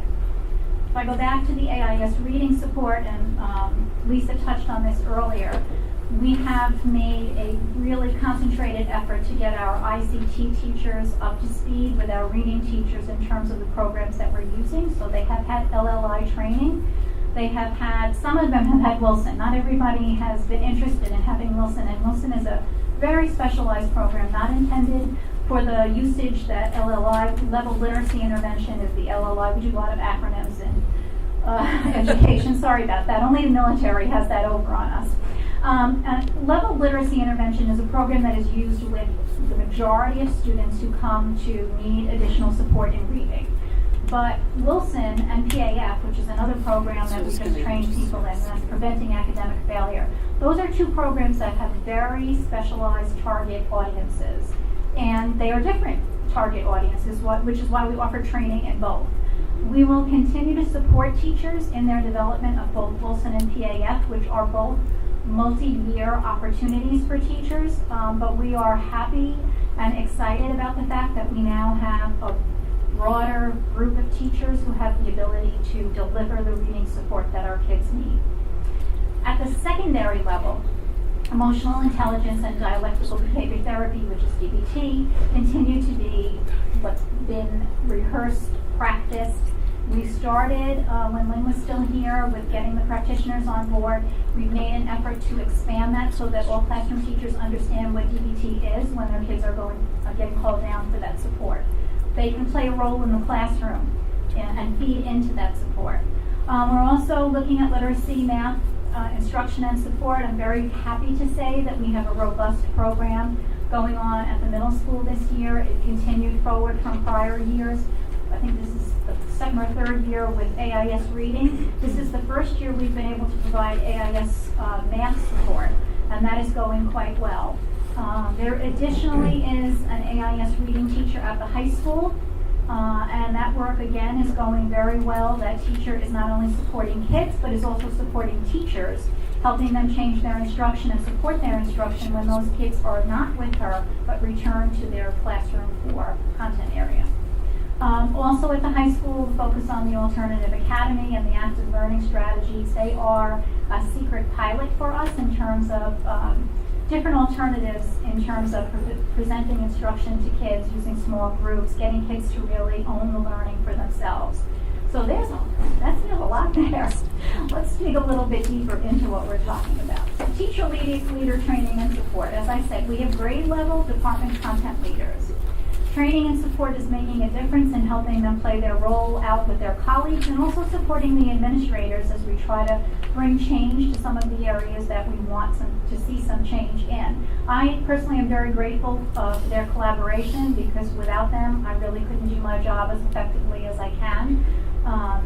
We continue to expand expectations and opportunities for them. So my message always is to those folks, you are a curriculum and instructional leader, and how can I help you to continue to be that person? This is not just about taking the minutes at a meeting or perhaps preparing the budget for any new textbooks that we need.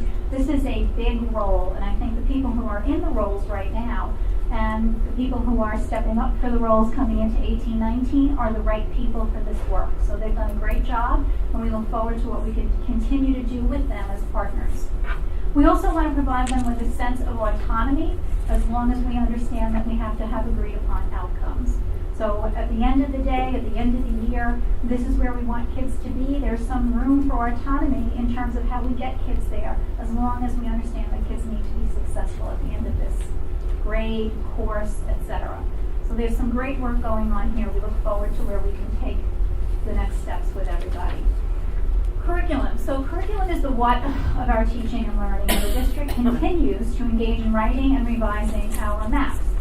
The work of curriculum mapping is never done. It is recursive. I teach it, I think, gee, how did that go? What needs to be changed? I go back and I rewrite my map effectively based on the student learning that provides me with direction as to what needs to change. Revisions to ELA and math are being reviewed and incorporated appropriately based on movement and or language changes. I'm not sure if everybody knows that we just had revisions to the ELA and math Common Core standards at the New York State level. Those were handed to us earlier this year, so we've been working with the ELA folks, 612, and the math folks already have the document in their hand. Some of it requires changing some standards from one grade or one course to another. In some cases, in the case of ELA, it's more of a really nuanced language. We used to have standards for literature and informational text, and now they combine them. So the work that we've been doing and the administrators have been partnering with me, thank you very much, has really been to help people go back into their maps and realize that they need to change some language pieces around, and we've made good progress with that. There's new standards in every area, I feel like. But there are new standards in music and art, and those two teams have worked hard to adjust their maps and their teaching to match those new standards. We're very excited that we have a team of art teachers who are developing a digital art strand, 612, a piece that we have not had fully developed in the district, but they are on it, and we are very excited about the proposals that they have been making for courses that kids will have to choose from in the very near future. Science standards, next generation New York science standards took a little bit longer to develop. The reason for that was some certification issues that New York State has at the secondary level in terms of which teacher can teach which course. I think the state also got a little smarter about how they roll out new standards. So we are now beginning to see the role in next generation science. Our kindergarten and our first grades are already using the new standards, and it'll continue to roll up. And the roll up will get a little bit faster. We were just talking today with the secondary admin team that we now need to really sit down and look at what are we offering at middle school and high school to get ahead of the implementation at those two levels. So we're very excited about that. Next step, establishing K-12 content area teams to provide articulation of the what across the grade. So we have pockets of conversation. We have this pocket of K-5, and we have this pocket of 6-8, and we have that pocket of 9-12. Those people need to come together and lay their maps down, because the journey from K-12 belongs to the kids.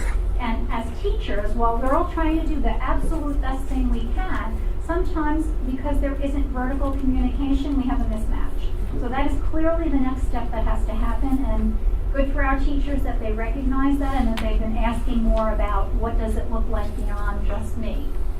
Of course, considering the impact of SEL, Lisa mentioned, and I mentioned a few minutes ago, that we are looking seriously at what does this look like at K-5. Research and implement that particular program that we're trying to kind of button down where we are going with the K-5 folks. Evaluating options for greater focus on STEAM.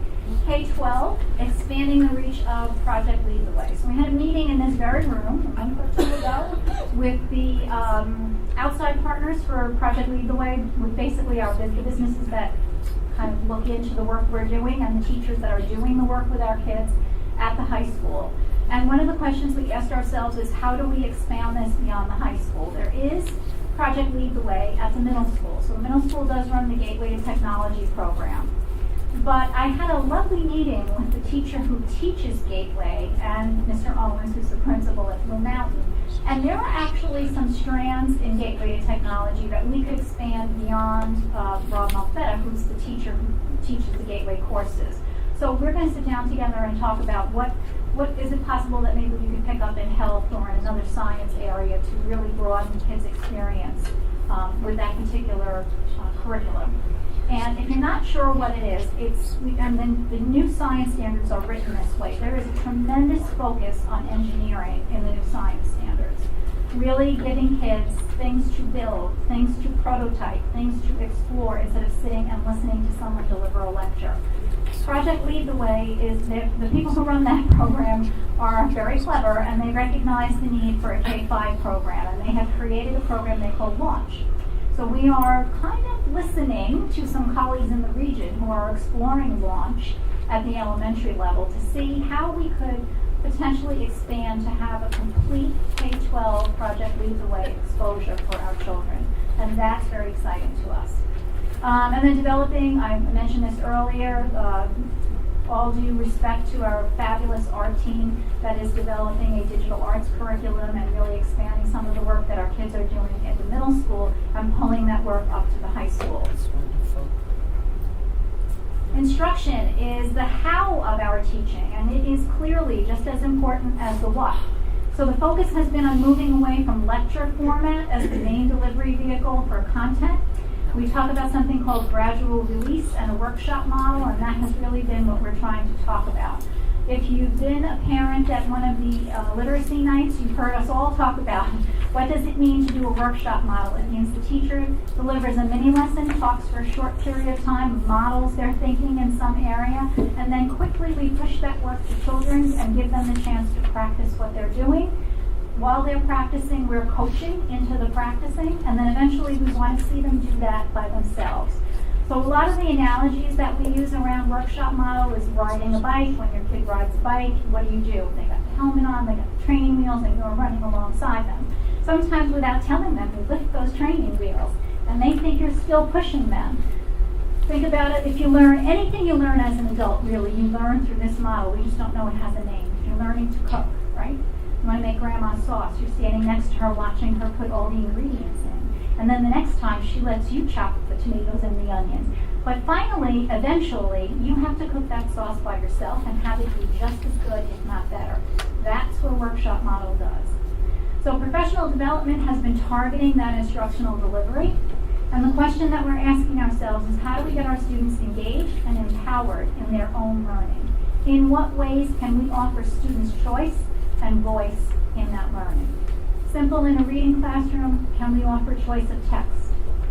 That's important for kids. They might not, the text we choose to read as a whole class might not resonate with them. How can we scaffold and support that by giving kids a choice of the book that follows on? So next steps in how we teach. K-5 literacy nights attached, well, they were not all attached to March PTA meetings, but a few of them were. And in that, parents were able to see firsthand through those fabulous teachers that stepped forward for this, what it feels like to be in a classroom where that kind of work is happening.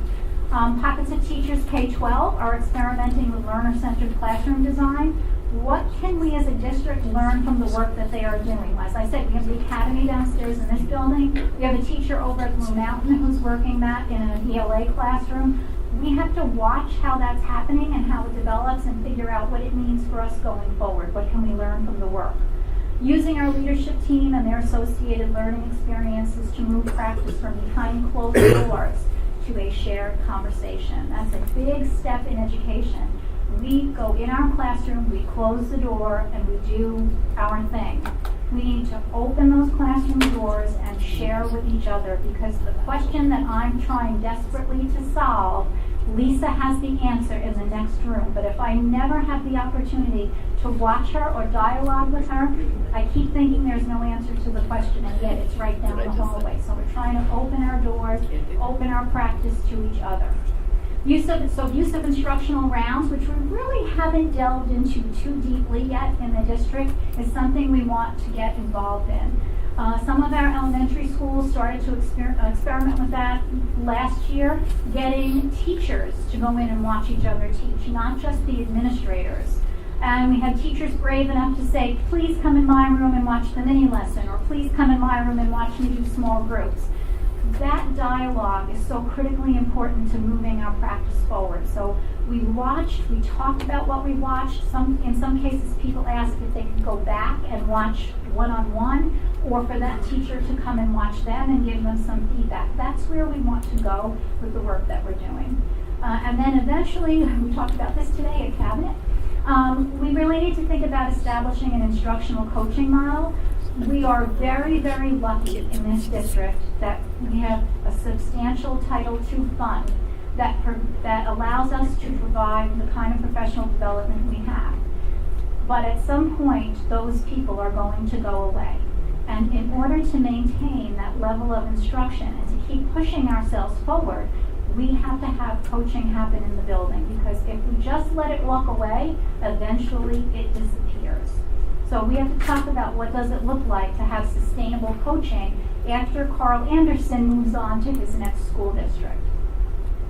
we also have to be aware that everybody is on the same page. And if one teacher is working with another teacher and maybe, you have an administrator that has to be on board that this is okay for them to do. Mhm. And even if it may not be following something that, everybody says has to follow a certain course of instruction, but they feel for their children, this particular course might be better, that they're not going to be penalized at the same time. So I teaching think is we have to so- make that aware. That's an important point, Barbara. I don't know who we were chatting with the other day, but the act of teaching Nobody. is responsive to the children that are in front of you. So even though there's a curriculum, I still have to be the most powerful decision maker I can be as a teacher and know how I can shift what I'm doing for this particular child in this conversation.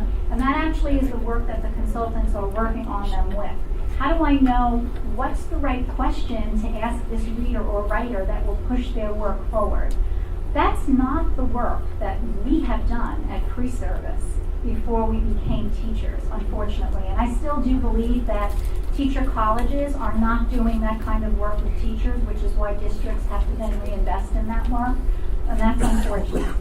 So we are, continuing to focus on that. Let's shift our gears a little bit to assessment. We are continuing to focus on the development of formative assessment, which means I am assessing along the way of my teaching. I teach something, may give a little quiz, I might have a little exit ticket. Did anybody learn this besides me at the end of my lesson today? Where are my kids in understanding what a metaphor is? Before I go further in the unit, I want to know if the kids are following with me, and if they're not, I need to adjust my instruction to get them where I need them to be. I can't wait till the end of the unit and then say, oh, well, they didn't learn that. Crafting rubrics to assess student work. Sharing with students the rubrics ahead of the assessment. This is what I expect your essay to look like, sound like. This is what I expect your research report to include so that they have a fair shot at success. Understanding the power of feedback that moves student learners forward in their learning. So there's an old story that a very famous reading consultant, when she was a student, used to get papers that read, you need to read between the lines. And she was a kid. She went back to her desk and she's looking and she's saying, there is nothing between the lines. I don't know what she's talking about. That's not feedback that moves someone forward. So we have to really say to kids, this precisely is what I need you to think about as you go back and you recraft this piece of writing, or you read this paragraph over instead of being vague. We've all gotten those papers that I say, great, or expand. Expand what? Give me some more information so I can be successful. So we're talking a lot about how the choice of language and feedback, that precision, is so critical to helping kids understand what it is they could do to make something, to improve on something. And by the way, that's how we learn. If we all knew everything, none of us would need to go to school. We learn by making mistakes and learning how to correct those mistakes in an effort to move forward. Again, reconsidering the role of homework, developing summative unit assessments that are common to a grade or course. And again, this is outcome-based. So you could have two folks at the high school here both teaching Global 9. I don't expect their assessment to be exactly the same, but I expect them to have developed a question bank together that they can then say, no matter which question I ask, we're still shooting for this standard. So we don't want robotic instruction. We want teachers to be decision makers, but we want us to have, as teachers, a rich understanding of where we need kids to be. Next steps in assessment. Continue to work toward performance, task-oriented summative assessment. So what we want to have happen is that the nitty-gritty, the vocabulary definitions, the memorization of algorithms happens along the way in a teaching of a unit. When I get to the end of the unit, I need to ask children to apply what they've learned to a completely different new situation. Sometimes a real life situation, all the more better. Not to regurgitate the definition. If I don't know what a metaphor is, and my teacher hasn't discovered that I don't know what a metaphor is in the 6 weeks of teaching that poetry unit, then asking them at the end of the unit, when it counts on a unit assessment, to define that sets them up for failure. I need to know as I'm teaching that they are understanding what this means. And then at the end of the unit, an interesting assessment would be to give them a poem they have not seen before and say, apply the meaning of metaphor to this poem. Explain the extent of metaphor in this piece of poetry. They should be able to do that if I've successfully taught what metaphor is and modeled for them through the unit of study. So we're looking for a performance task more often than we are the regurgitation of facts. Examining our current local portfolio to determine effectiveness and reliability. Are we measuring what is important? And are we getting the data that we need to make good instructional decisions? One of the things that we learned when I started with, we had an opportunity to work with the K-5 staff, and we literally came up with 100 assessments that we were using in each of 3 buildings. We were using 5, 6 different assessments for the same reason. It didn't make any sense. If I showed that sheet of paper to them now from where we were to where we are now, we are down to 1 or 2 literacy assessments, 1 or 2 math. It makes so much more sense, and we're getting better information. And information we can act upon right now. I can change my teaching tomorrow based on what I'm learning. So, you know, not all assessments are equal, let's put it that way. What does 21st century assessment look like for our kids? Those are the things we're talking about. Should we consider advancement by portfolio? Actually, an old idea that is being regurgitated. Reaching out to colleges and universities to see what they are looking for from our graduates. So that was a conversation with the digital strand that we're building for artists. What does WISD, Rhode Island School of Design, what is the School for Visual Arts? What would they like to see in a portfolio from our kids? And then how do we build those experiences backward through the grades so that by the time a kid is ready to apply to Pratt Institute, they have an impressive body of work that they can put forward. And they would be a premier choice for that particular institution. Professional learning.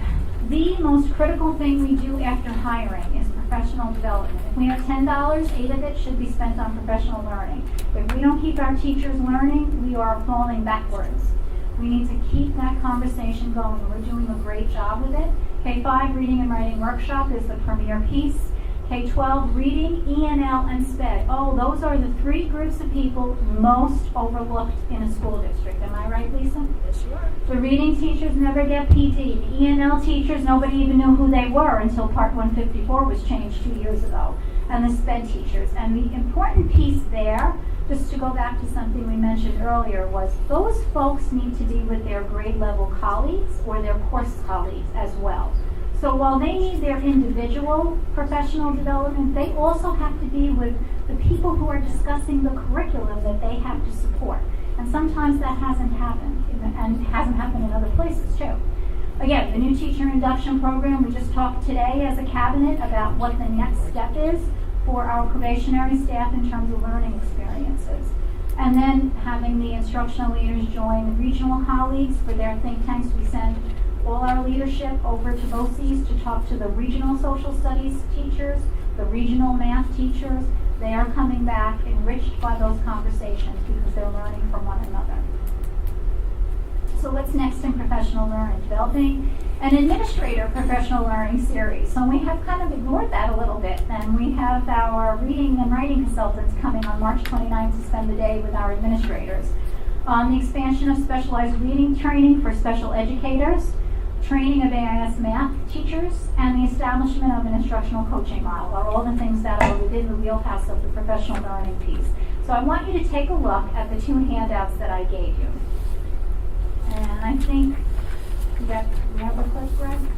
It's been such a long time, I'm not sure I remember which clip I picked. So before we look at the clip, you have in your hand, pull up the document that says School System Snapshot. So this is a chart. Hang on with Carl for me, Greg. And what we do with this chart is it serves as the protocol for what Richard Elmore calls instructional rounds, modeled on the medical model of taking residents around and diagnosing a patient. We've all seen that happen on Grey's Anatomy and all sorts of other television medical shows. Well, they think we can learn something from that. And so what happens often is you wouldn't do this whole particular page in one walkthrough. We would isolate what we were looking for. But let's say that a team of teachers at Furnace Woods, along with their principal, decided they wanted to look at classroom environment.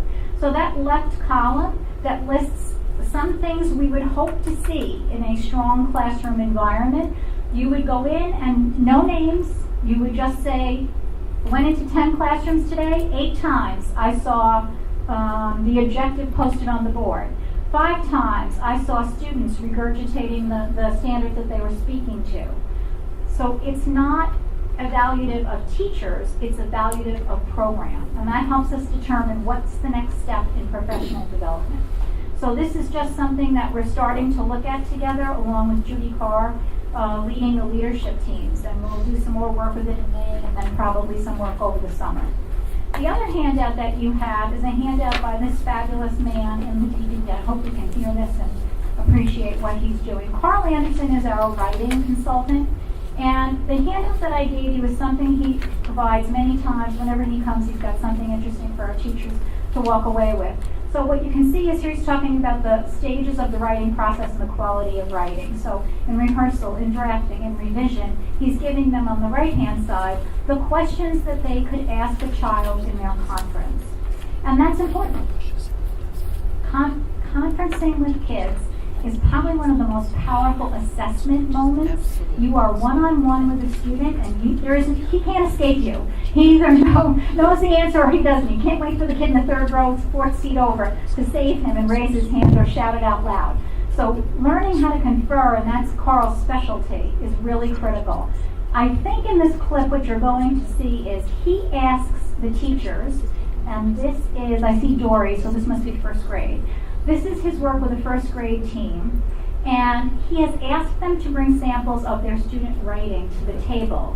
And what Carl is doing is putting it under the, what do you call that, document camera so everybody can see it. And they're talking about what does this child do well, and what would be the next step in learning, and therefore teaching for this particular kid. So we're going to let Greg play this. I hope you can hear it. Okay. You know, I love dolphins. They're my favorite animal ever. Okay, so she's got a beautiful meaning, and it looks like she's telling about one time in the show, so it's very focused. Because both kids we've looked at here are nice focus work that they're doing, and then she's got a lot of action in her writing. Right? He jumps and claps. He is cute when he claps. So it's an action, and then this is really her response to the action. Right? He did this. This is what I think. So she's getting some of her thoughts and feelings in there. He is cool and fun, so kind of describing him, and then she puts in her response, I like him because he is smooth. So she's doing a little bit of here's something he does or looks like, and this is my response to it. So she is putting herself in a little bit as the story goes along. What does this kid need to learn to do? Punctuation. But there's some breakdown, some punctuation, right? Like right here, right? Is it the last page? Let's just see. A long time ago, there was a dolphin named Flipper. He jumps and claps. Okay, yeah. Period there. He's cute when he claps, so she's putting at the end, but missing the intro. She's like Gabriel. Okay, she's got the ending punctuation mark when they're 2 sentences. She said a little trouble with that. Does she do it here? No, same thing here. Right, same pattern. Right, puts at the end. So yeah, punctuation definitely something she can learn to do. She also put some capitals in the middle of the sentences. Yep, yep, yep. Yeah. They do start like on the line, which is interesting. Yeah. Like on this page, like all the first words in the line are capital. Yeah. That's interesting. Yeah, good noticing there. Yeah, that's it because that does happen in some picture book. It's there and there too, right? Did she capitalize Flipper, or is that it looks like a lowercase? So that proper noun. Maybe some attempt there. Who knows? You could teach her the names of things be capital letters, like if you have the name of a person or a creature. Besides punctuation, what does she need? A little, I don't want to say focus, but she kind of steers her story away from being like a once upon a time kind of story, you know. And she makes it more informative. You know? Well, at the end, it becomes more of like I think they're cool and stuff. And I think it is a very focused piece in terms of it being about one time about the dolphin. I mean, what I'm thinking here is it's really what I said to Carmen about her student. He jumps and claps. That's really the only action we get, right? And so learning how to write a string of actions to really describe, you know, he jumps up high in the air and twists his body. He claps, he falls into the water with a big bang. and he swims under the water, being able to really describe more a string of actions. So, helping her do what she's already doing a little bit better would be helpful for her. And, getting some I actions in again, what's she doing? And we know what she's thinking. But what was she doing? I was sitting on the chair. When he splashed, I jumped back. I didn't want to get wet. So getting herself more in the story, too. Getting multiple characters, including the narrator in this case, into the story, too. So focus kid with the meaning, the detail work, and detail work and some convention work. So two actually fairly similar writers in some ways. You've got the focus going, both of you have the focus going well. The beginning of some nice detail, right? Action, some thoughts and feelings with this one, and just more of the same, just doing what they're doing better. So thanks for that. All right, guys, I see you one more time, I think next Monday, right? So I'll look forward to that. Thank you. Bring our conversation for now to a close. So that's one example of the kind of work that Carl does. Real quickly, as a follow-up to this in his next visit, he will meet with the teachers first, talk about what he's going to model for them, then go into their classroom and do that teaching with their students while they watch. So they'll watch him do a mini lesson, highlight the point, we'll pick up from there, adding details to a story, boys and girls. Good writing has detail, it draws us into the piece. Here's how I do it, and then he'll do some conferring with kids where he'll pull out how we can add detail to their individual stories, detail through action, detail through dialogue, detail through setting, and they'll watch that, and then they'll go back to the classroom that they were just in, and they'll debrief together, ask him some things about what he thought and how they can push their thinking. So that cycle is pretty much the cycle that most consultants use. But the work that we're doing is really very exciting. So Leadership Week, when we come to that in July, we're doing the planning for it now. We believe it's going to be all about pedagogy. How do we teach kids? What's the best way to reach them, engage them, empower them? Really, we want kids to not be able to wait to get to school the next day. We want kids to, I can't wait to get to my third period biology class. That's what we want. We want the teaching to be that compelling that kids are excited about what's going to happen next in that class today. So I thank you very much for listening for what was a very long time. Any questions? I just have one very quick question, because I know we're taking a very long time here, but just very quickly, you made a statement before that teachers are allowed to decide whether they want to do PAF or Wilson or whatever training in reading. So suppose you have a child in your class that you know would benefit from Wilson and you haven't taken that Wilson training, and that's probably for both of you. Is there an opportunity for that teacher to come and work with a student, or for that student to be able to go and work with that teacher? Are we giving support in that way to our students who need it? So if we have a student, and Wilson and PAF are mostly delivered in a one-on-one setting. No, I know. I so was as trained a classroom in teacher, PAF. I have a child for whom we believe, because this goes through an RTI process. So right. I have a kid who is presenting some challenges to me. I go to the first stage of an RTI meeting and I say, listen, I tried these 4 things with John. I'm at now the end of my ability. There's something here I can't address. Let's take a look at what can be done. Let's say that it's a kid for whom Wilson is the appropriate next step. Then the building principal works with the teachers who are trained in that to make that assignment happen. So it may be a reading teacher, it may be in the ICT setting, one of the ICT teachers. The goal is to continue to provide those support teachers with a rich toolbox, because every kid is different and we don't know what the next kid will present. But if we have enough tools to choose from, we should have somebody sitting at the table or somebody in the building. I absolutely agree with you. Yeah. I just want to make sure, again, that our children are getting the best from the district and everything that they absolutely need, and not being limited by the experiences that the teacher has or is willing to do. I'm not going to say that at some point we won't run across a kid who has a need. We're like, but then it's our job to make that happen. So And that's just what I want to make sure, and that we're not dragging out the whole process. if a child needs the support, that we're providing it to them. So thank you. You're welcome. Thank you also for your input. Does any member of the board have any questions? I do. Do we have any of our own teachers? It seems like we're doing an awful lot of teacher training and a lot of consultants coming in. Do we use our own people to do that? We do when we can, depending on what the need is. We have a teacher at the middle school who's now doing some level of literacy intervention training. We have a teacher at the high school who's doing some instructional coaching in a loose term. We haven't put that label on it yet, but they have to have the training first. But isn't some of this things that they should have, a teacher that would be experiential? I mean, something that after 20 years of being there, like how to make a kid want to come in after, for this or so. I mean, at that point, some of this, you don't need to, one would think you don't need to bring in somebody, ahead of time. And even, I have to tell you, I sat here and just given this list, I'm sorry. My question is, what in the world are they learning in college? That's the problem. But that's what I'm saying. If they are coming in and they need this level of training, and then we're giving them tenure in 4 years, and it's not. Yeah, it's very disconcerting.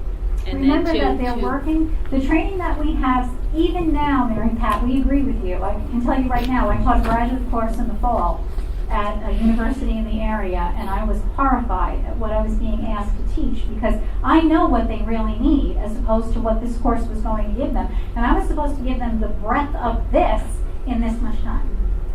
I was panicking trying to prepare lessons every week because they need so much more. But they've had teach them this much. They've had in theory, they need 6 years. 4 years of undergrad, 2 years of grad. 4 years undergrad, and you're in a classroom after 4 years. I appreciate that. And then they have 5 years to get the master's, and then, but ideally, we would hire them with the master's with that 6 years already behind them. But again, looking at some of the things that they're being taught here based on your presentation, these are things. What do they know? What are they learning in during those 4 or 6 years before that? I mean, I don't know what to tell you, because I think we all agree with you. There is a mismatch between teacher preparation and what is being asked of folks when they come into the classroom. I would say that in the past 2 years, we've hired more people who've come to us from other districts with that experience, and very often with the experience that you're looking at here, I can think of quite a few elementary teachers who are coming in with a wealth of experience around these particular skills and strategies. But can they then? I mean, they can, but they're also new. So remember, they're new here. That's a little tricky too. They're new here, and I appreciate that. But at some point, maybe in any year, would they be training instead of bringing in all these consultants? So let me jump in. Margaret mentioned our new teacher induction program, Skillful Teacher, which is a regional effort that districts send new or probationary teachers to, where we're trying to, as a region, we're trying to move teachers along as a cohort, not just Hud or Yorktown or whoever, but the whole Putnam, Northern, Westchester region. The work that those teachers are doing in the induction program, most of which, if not all, is on a Saturday. We wish more of it was, but yes. Most of their work is what they're doing in the new teacher induction program is being asked for us to do with our teachers who have been with us, who aren't in the program. They're essentially saying, well, what did you learn in your new teacher induction workshop around curriculum assessment, instruction? I need that. We need that here. And so we're having conversations when you talk about train your own. But isn't that the point? You go out, you send a couple people out, and you bring it back instead of. Yeah. But you have to remember too that even when we make a decision about instructional coaching, and that's a powerful model, those coaches have to be continually supported by somebody like Carl. You have to keep pushing your thinking and staying on the edge of instruction. You never get to a point where you're done. That's how we got to the situation that we're in. So you always are stretching yourself for what more could I do? What's the research? Just like people in the medical field. I mean, we overuse this analogy, but if you went to a doctor and he said, I have leeches for that, you wouldn't come back. Yeah, I think this is, I don't think you can compare, but I don't think you can compare, saying leeches is like saying, look, we have a blackboard. It's not the same thing. And these are the people that are coming in. A lot of your teachers are not people that grew up with a blackboard. They grew up with this. Yeah. And so you can't sit here and say, oh, this is all new to them and, they're back to leeches. They knew, they understand this. They understand a lot of the technology. So that piece, in theory, should be, that should be moved. But again, some of the, where you talk about the, how to connect with each other, and frankly, some of it connecting, that's innate also. That, if you can't connect with people, maybe you shouldn't be a teacher. Just saying. But you look at this, I look at the level of training that these students, it's not support, it's training, the basic level, and it's very disconcerting, borders on horrifying, to sit here and look at the amount of energy and time, and you wonder about the kids who are like, who are there during that learning curve. It's just the rate of change in public schools and the demands on schools responding to changing student needs is far outweighing the teacher preparation model and programs at universities and colleges.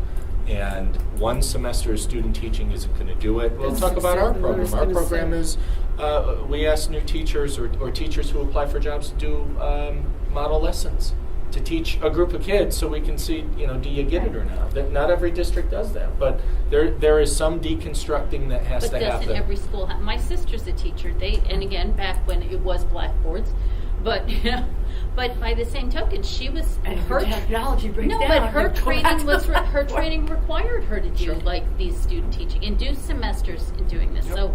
But a lot of teachers that are in training, unfortunately, and you're right, I consider myself extremely fortunate. I had 5 years of outside experience before I graduated college, So I was able to get a lot of training. A lot of the universities are only providing 1 field experience and maybe 2 if you're lucky. So I think that's what we're seeing as a result.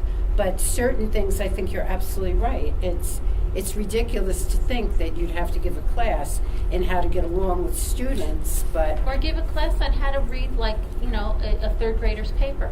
Well, I will tell you, Mary Pat, that I've had teachers, and I've done this work every place I've been.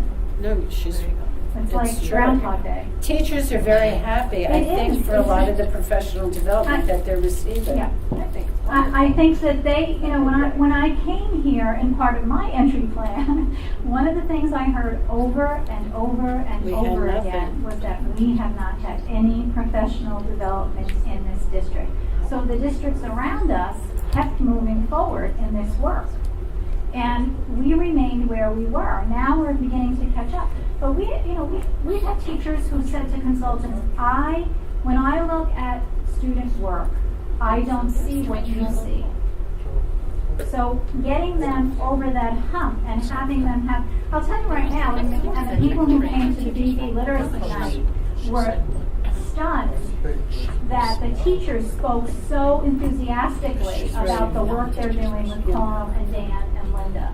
This is, if we say to ourselves in education, we're done, we really are done. This is work that is now we're not done. saying we have mentor programs. We have this. At some point, it just seems like there is a tremendous amount of very basic work that's being done that one would think can be done either within, by the more experienced teachers or the mentors that we're paying, or frankly, the administrators. Well, or whether it's you or whether it's the principals or who've spent time. I'm sorry. I sat here and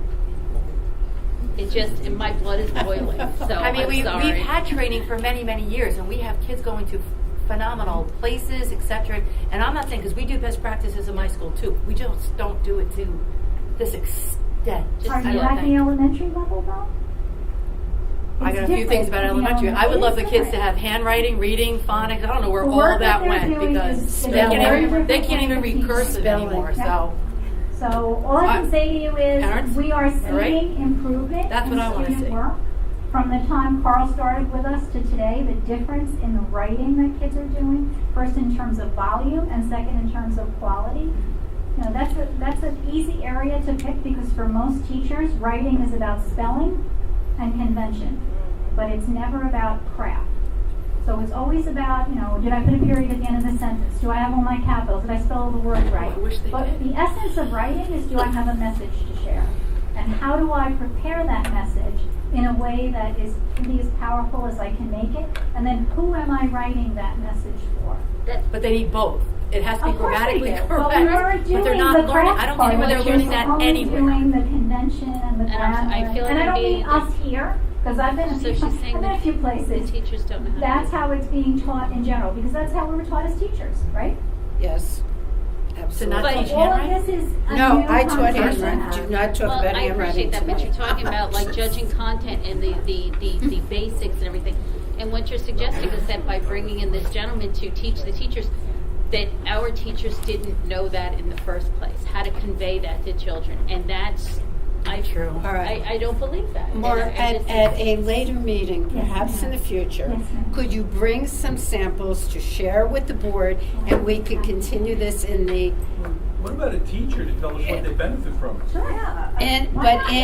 What they gain in the essence of time. Sure. We're getting ready for audience comments. We would I be happy promise to do you. that. So could we do that? Could we continue this? Okay, thank you. Thank you I all. Thank you. don't mean to be so, but I have to be because you see what the time is. Then this is what I don't want to happen. Okay. Thank you very, very much. And thanks to everybody. Now we're on to audience comments. If you have a comment to make, please come up to the podium and give your name. Thank you.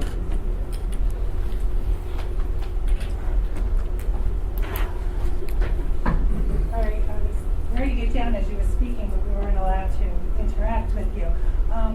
As far as the Wilson reading, I am Michelle Presley. I have 2 children in the district. Thank you for letting me be here. There's a reading teacher in the high school teaching the ICT children and teaching the Wilson method that you're talking about. But if the ICT teachers aren't familiar with it, aren't we confusing them, those children, that we're teaching them one way with the reading teacher, but then when they get into the class, when they're one-on-one, they're learning one way, but then their teachers aren't using that method. So Wilson is only taught to a very specific subset of kids. Not every kid who's getting reading at the at any school is getting Wilson. If a kid is getting Wilson instruction, it's really building foundational reading skills. That is not the work that is going on in their classroom. But learning through Wilson with that reading specialist prepares them for the content reading they have to do when they get back into their classrooms at the high school.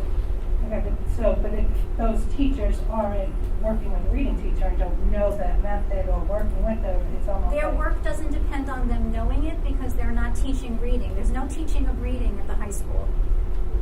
They're Reading ELA teachers in high teachers, so school. they're reading a book, or they're math teachers. You know, they go back into it's different from elementary. They're going back into a content class.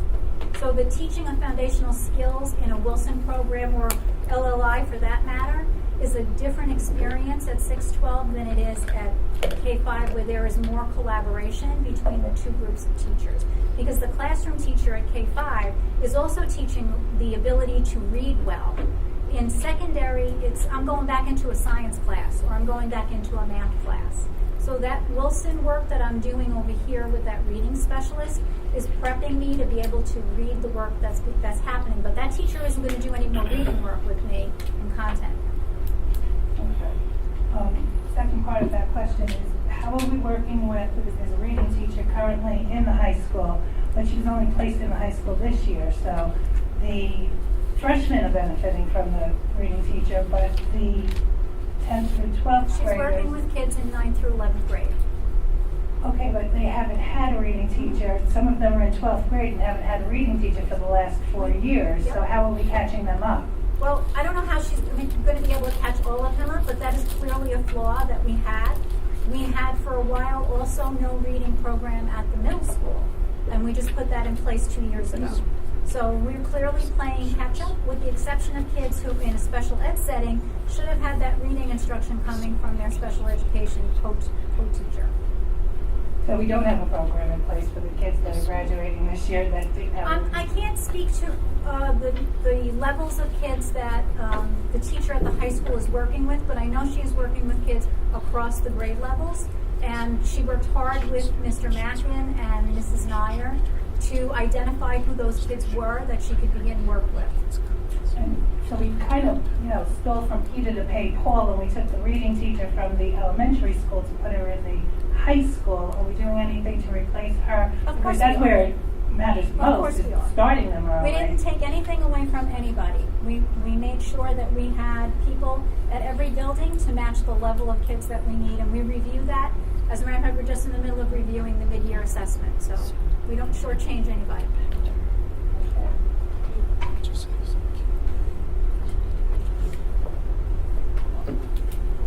Hi, my name is Sue Mackey. I have one simple question. Last week when I was at the meeting, I asked the board to look into what I call corruption with this administration and the double standard treatment of the employees and the hiding of drug tests. And I would like to know, was that looked into? Was it dealt with? And what are you doing to give us an administration that we could actually trust?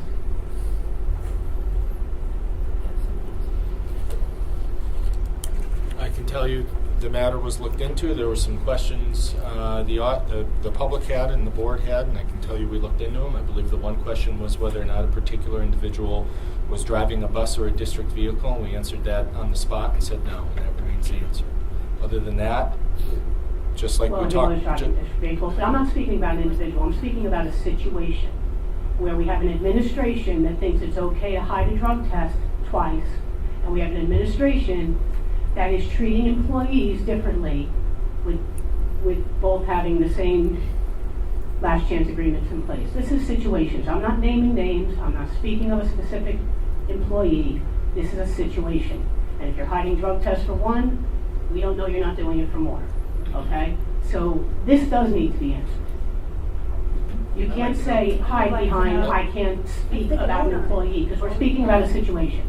I can tell you that any situation regarding an employee or any personnel discipline matter is protected by law, whether I believe in it or not, and we can't comment on that. So what you're saying is the administration can basically do what they want, and we're not allowed to question I'm saying that's the law. I'm not saying... We're not allowed to question you.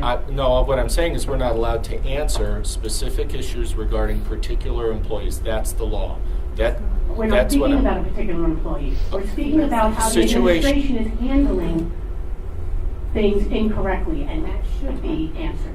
Then those comments or questions you have can be directed to me separately, and we can talk about specific examples you have or concerns you have. I'm asking you in front of the board.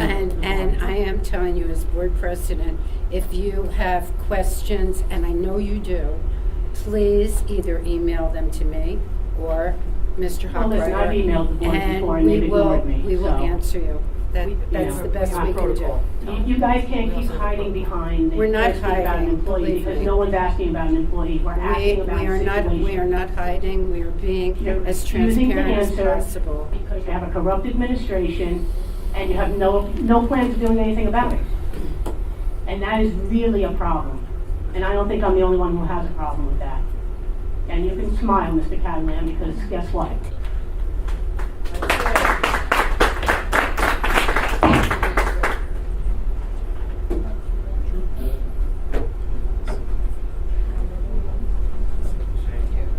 Hi, Kim Ryan. I have 3 kids in the district. First, I'm going to say I thought the administration did a great job on handling the snow and storms we had. I got to give props to the district for that.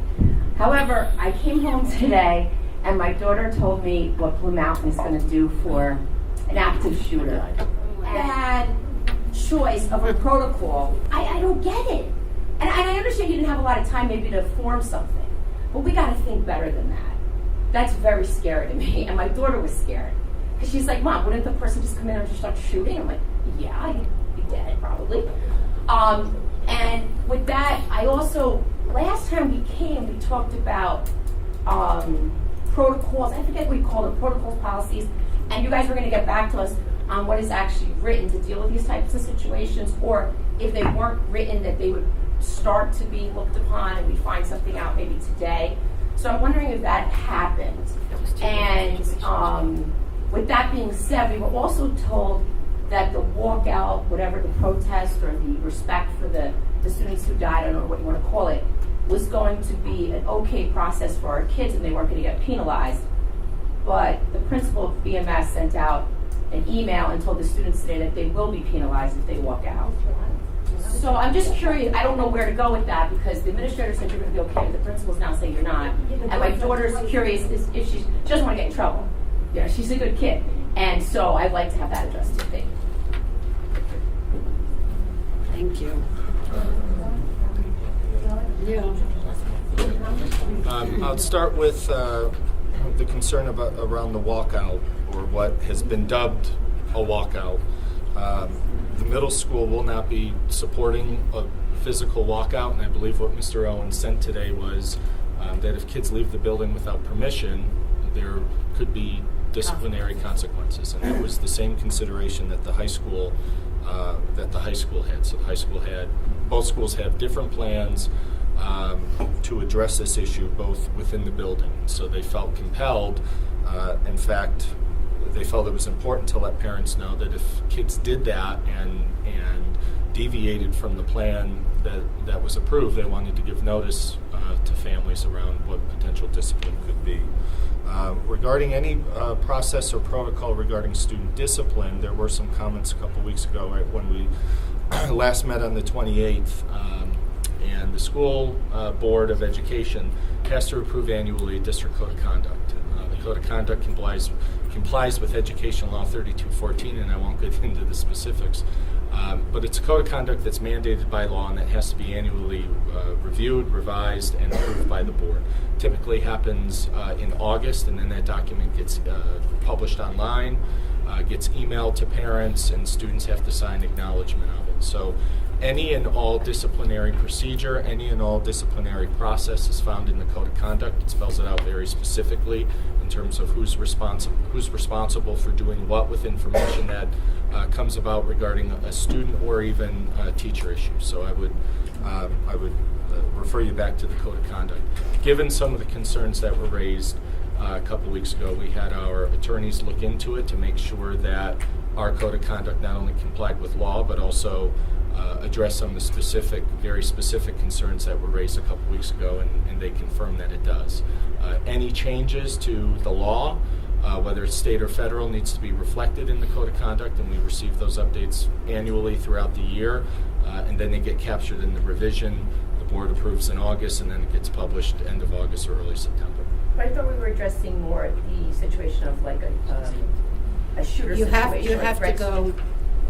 I'm sorry, but I don't think that addressed what I was mentioning or what we're more concerned about.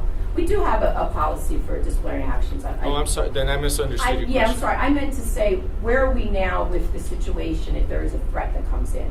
What is the protocol? How do we handle that so that a victim doesn't get ignored? It is in there. It is outlined in the code of conduct. And we have an emergency management Okay, plan. can you Correct. maybe read it to us? Well, I'm not going to read it. Or I'm direct us to where it is direct in you the code of to it's online in a number of places. So therefore, why wasn't it followed with regard to Mrs. Vasilino's son? I'm not going to comment on. Who's in fault for that, though? Somebody should be held accountable for that. If we what have I- it in writing and it wasn't followed. What I said earlier was that some specific student discipline issues were reviewed by our attorneys to make sure that the process is outlined and the expectations for any of our staff to follow through, and any sort of threat or piece of information they receive regarding a threat was followed, and that it is articulated in the code of conduct. Michelle, I appreciate that you want to speak, and I cannot let you until everybody else has had an opportunity to go around. And I should have caught it with Kim. Yes, I'm sorry. So I'm sorry, but let the other people speak, and then if there is time left, I can let you speak. I'm so sorry, but thank you. Hello, everyone. My name is Janelle McNeil. I have a daughter in the district, another daughter that graduated, and I'm also a Hendrick graduate myself. Okay. I'm sorry, your last name one more time. Your last name. Janelle McNeil. Yeah, no names. Hey. Well, your name. Your name you have to give. Janelle We're not McNeil. mentioning any other names. Okay. Dear Superintendent Hochreiter and board members, I was in attendance at the last board meeting on February 28th. During the ordinance comments, I was deeply concerned regarding submissions. I have given some serious thought to statements I heard and wanted to address the board. I understand confidentiality and am not asking for any personal information or for you even to answer anything. I would just like to share my thoughts. To sum up the last minute meeting, I believe the district has a lack of controls, tolerance, and policies and procedures, both internally and externally. With my financial background, the main thing that kept running through my mind was accountability and fiscal responsibility. As a Hendrick graduate myself, it's disheartening to hear of all the turmoil and trouble. 30 years ago, things were so different. I appreciate Mr. Hochreiter explaining all of the avenues behind the scenes and the administrators do in trying to help the students. I applaud the administration's efforts to constantly deal with such issues. However, I believe it is in the best interest to seriously reflect on its shortcomings and fix them now. My first serious concern was the lack of consistency in handling of the employee personnel issues. Working within government entities myself, I know that there are civil service contracts that must be followed. This is why I'm concerned as to why the different treatment of employees with last chance agreements. Upon further investigation, I've learned that the employee who was fired was terminated for the charge of insubordination. In the HR realm, what constitutes insubordination? Insubordination is defined as the refusal to obey orders. When applied to the workplace, it generally refers to employees' intentional refusal to obey employers' lawful and reasonable orders. Such a refusal would undermine a supervisor's level of respect and ability to manage, and therefore is often a reason for disciplinary action up to and including termination. In determining insubordination, there are three components to consider: the employer giving an order, the employee acknowledging the order, and the employee refusing to carry out the order. The fired employee wasn't even actively working upon termination. The fired employee was out on FMLA, so it's impossible for the fired employee to be given an order and refuse the order. Instead, the employee was fired over private text communication with her coworker. Clearly stated in the text, the employee was upset about being passed over for a job opportunity by a supervisor using a slang term for the supervisor's nationality. Seriously, if every employee was fired over venting to a coworker, we would all be unemployed. The other employee with the last chance agreement was given a more favorable option to resign from the district. In addition, this employee was not immediately fired and was still driving district vehicle up until the board was notified at the last board meeting. Why the double standard? Union contracts are clearly spelled out in black and white. It seems as if favoritism was used to determine different outcomes. As a taxpayer, it is unacceptable if decisions are being made on a personal level instead of adhering to the union contracts. The fired employee appears like they may have a wrongful termination case. Our district and the taxpayers are potentially exposed to an unnecessary lawsuit because the supervisor didn't like a comment made about them. My second concern is in regards to the local family, speaking in regards to the safety of the students and open communication with parents. As a parent, my heart was breaking listening to all the stories. However, with my financial background, I once again was thinking about the accountability of the administration to the taxpayers. Why weren't parents notified about sending the kids to the house the next day after the altercation? Simple communication is a very easy procedure to set in place. Different parent after different parent with similar stories of threats, assaults, bullying came to the podium upset about communication. When it involves our children, we have the right to be notified. Parents have the right to decide what is the best interest for their children. Why jeopardize the children or the school district? The administration doesn't have to share the confidential information, but they should communicate with the parents the relevant information. Documenting procedures for safety threats, assaults, are a must going forward. They must be posted to the website and followed consistently. Procedures can't be in employees' heads and determined on a case-by-case basis. The administration must be accountable to the students, parents, and taxpayers as to when an issue arises. What steps will be taken, in what time frame will be tell, and what the consequences are. The administration, the board will seriously look at past practices and realize that the lack of consistency in following procedures is leaving the taxpayers of this district vulnerable.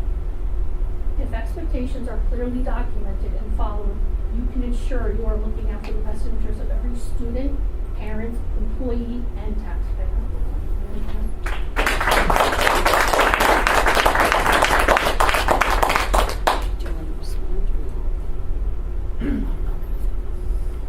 Good evening, my name is Colleen Kelly. Superintendent, Madam President, and other board members. I would like to express some concerns that I have after the February 28th board meeting. I would like to share my thoughts on the situation involving the treatment of 2 employees that was discussed during the audience comments.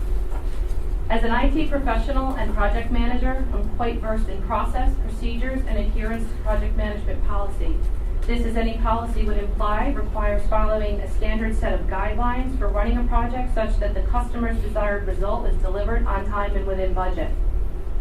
In order to do that, one must be able to apply logic to negotiating situations that arise and navigating obstacles, as well as identifying and mitigating risk.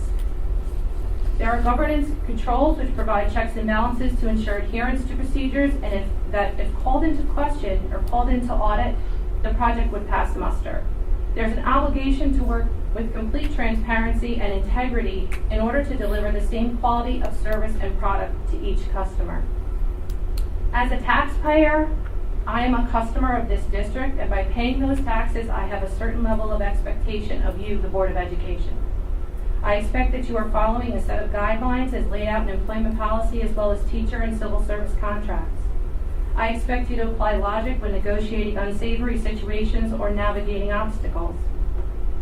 I expect that you are actively identifying and mitigating risk, and most of all, I expect that you have a set of checks and balances in place to ensure adherence to policy so that each and every employee can expect the same type of treatment. It seems to me in this situation that methodology was not applied. I was both surprised and disappointed at the disparity of treatment between these 2 individuals. I'm concerned that this has opened the district to scrutiny and potential litigation.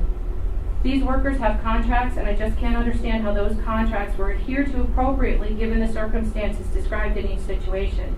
The lack of consistency leads me to believe that there was more at work here than simple applying contract guidelines. Of course, every situation has its special circumstances, and just as it can be in project management, that's where you defer to your governance and controls. In this matter, it seems that those were not utilized, and simple personal opinions and feelings won out. I'm not asking about the specific details of these 2 situations. However, I'm requesting that the board provide the taxpayers and community members of the district a better explanation of its policies and procedures. What guidelines are in place and what governance is used in applying these guidelines? How can we be assured as taxpayers that the district in its actions is working in the best interest of the employees, parents, and our children? Where are these policies and procedures documented so that we can read and understand them?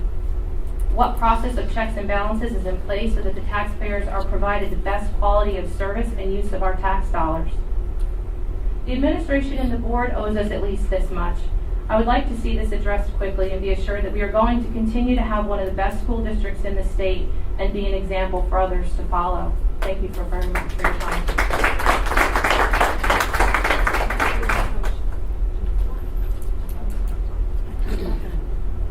Hi, my name is Laura Bell. I have 2 daughters in the district. I did want to say that I was really so pleased with the response from the high school in terms of the March 14th events. I thought Mr. Magnus's letter was thoughtful and compassionate and just great leadership for our kids and for our community. Less impressed by what Blue Mountain is doing. Those kids are just, my daughter's in 8th grade and is scared and has every reason to be afraid and has every reason to want to participate in what is a historical national movement for children whom adults have failed miserably to protect. I think the town hall thing is a very lame substitute for actually participating in that day's events, and if the high school could pull it off, Blue Mountain could have pulled it off, and chose not to. that's fine. It is what it is. I'm curious as to who decides what the protocol is for an active shooter. Is this something that the principal comes up with, or do we have security consultants that decide where these children should go? And given the design of that building, who best to protect them? And it concerns me what Kim was saying about the staff being less than confident in leading our children in that moment, because it is heartbreaking to have an 8th grader who actively talks about being afraid. And I didn't grow up with that. None of us did, so we don't know what it feels like to be 13 and afraid to go to school because somebody could come in and kill you. And it happens so much, and I feel like a liar promising my kids that they are safe every day when I don't know that they are. So the least that I want and expect from the staff that is going to be with my kids in those lockdown drills is that they are confident in every step, so that they can look at my child, and even if they don't know that she's safe under a table, you tell that child that she is safe under that table, and you're the grown-up and you got this. Not to a kid, in front of a kid, I don't know what we're supposed to do. That's really, really disconcerting and upsetting and kind of nauseating as a parent, because we're all in this uncharted territory of this dangerous world, but we got to do better than that. That's just not okay.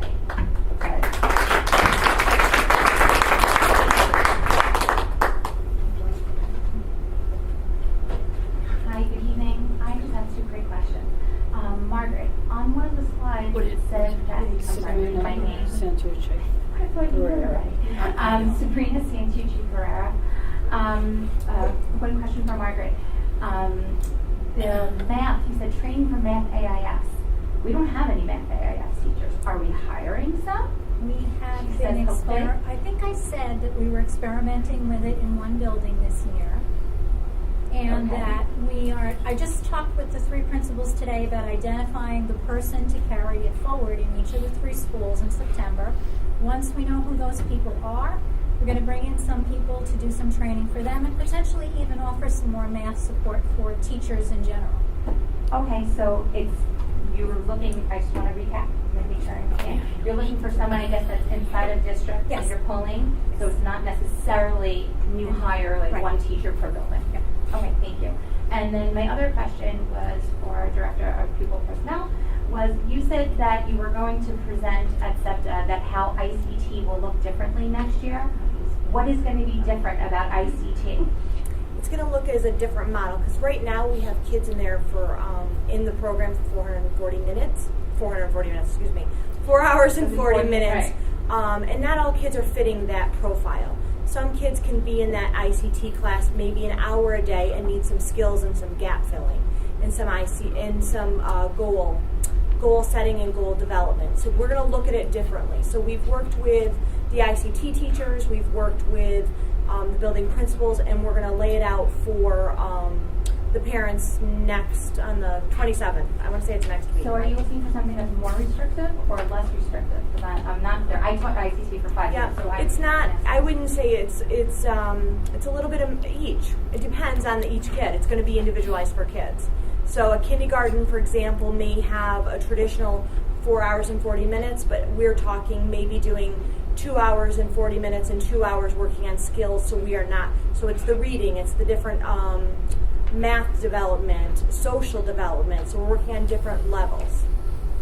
Okay. See what it looks like. Thank you. Thank you.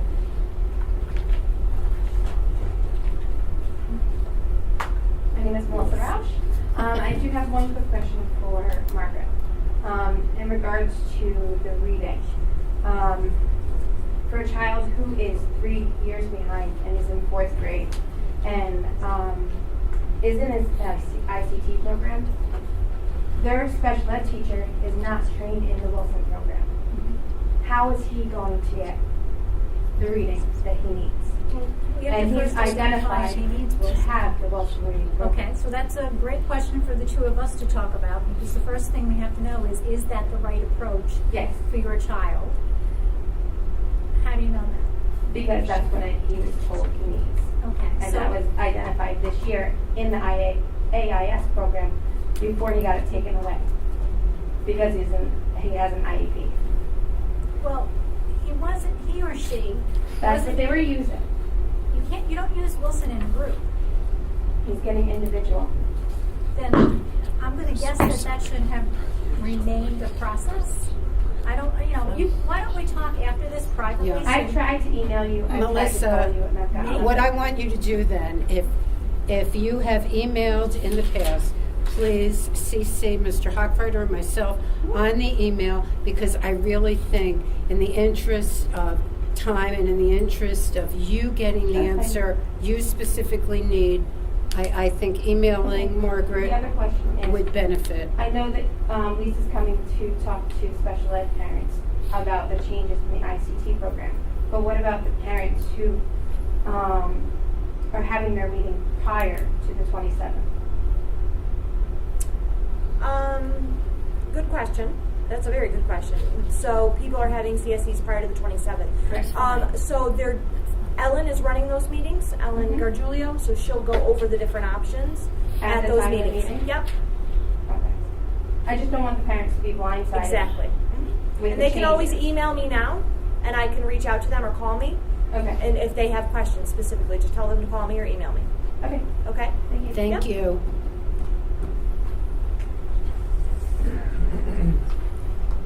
Hi everybody, I'm Erica Mills. I am PTA co-president at Frankie Lindsay. I have a student at Frankie Lindsay and a student at the middle school. I emailed the board earlier about my comments. I don't need to go over all that. I just wanted you to see, my take on last week's 2 weeks ago board meeting. I finally got to see it this morning, and then it went away. I'm wondering where it went.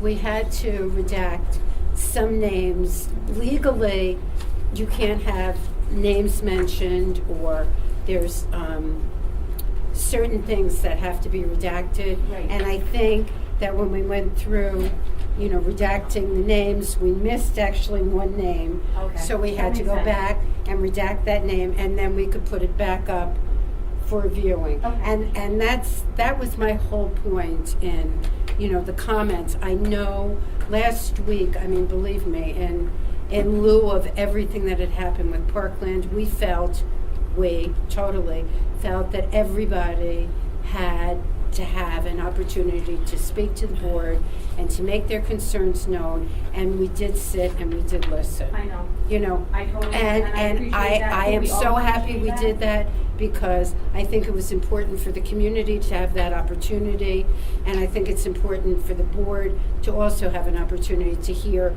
your concerns, and we could discuss it. Now, my son came home from school today, and he was like, Mommy, I heard about this walkout. I didn't discuss it with him. I want to do it. And I said to him, what does that mean to you? And he explained it to me. He actually wrote it down for me. And then he said, but I'm afraid I'm going to get in trouble. I'm like, what are you talking about? And then I saw the email from the middle school. And I have a copy of it. It's kind of shocking to me that my son has to be afraid, good kid, that he can't walk out of the building for 17 minutes in what he feels is an honor of those people that died. And that's how he said it. He's like, it's a memorial, it's in honor of those people, and I don't want to see anyone else killed again. He's 12. He should be, and he's on student government, and he's a good kid. And I can't sit there and say, I'm sorry, you have to sit in your room because I don't want you to get in trouble. So I don't even know where to go as a parent to give him direction. And I just wanted to, put that out there. Like, the communication is very confusing. In one respect, it says we're not saying we're saying they can't, and then at the end, it's saying they can't. Very confusing. My other thing is transportation. As far as cutting transportation for the PTAs next year, $10,000 for the field trips. I'd like to just discuss that more, and we can do it at PTA Council just to see where the breakdown is on each building and how that came to be. Because, this year at Frankie Lindsay, we were able to do more than one field trip in certain situations, and the PTA picked up the second field trip. A lot of the time, we have to bring in 3 or 4 buses, and sometimes 3 buses just for one grade level. Right. Math doesn't work out. So let me just answer that because it's very simple. In the past, we allocated the same amount for every school. Starting last year, we did it by key. So That's art today. I'm not talking about art, I'm talking about transportation specifically.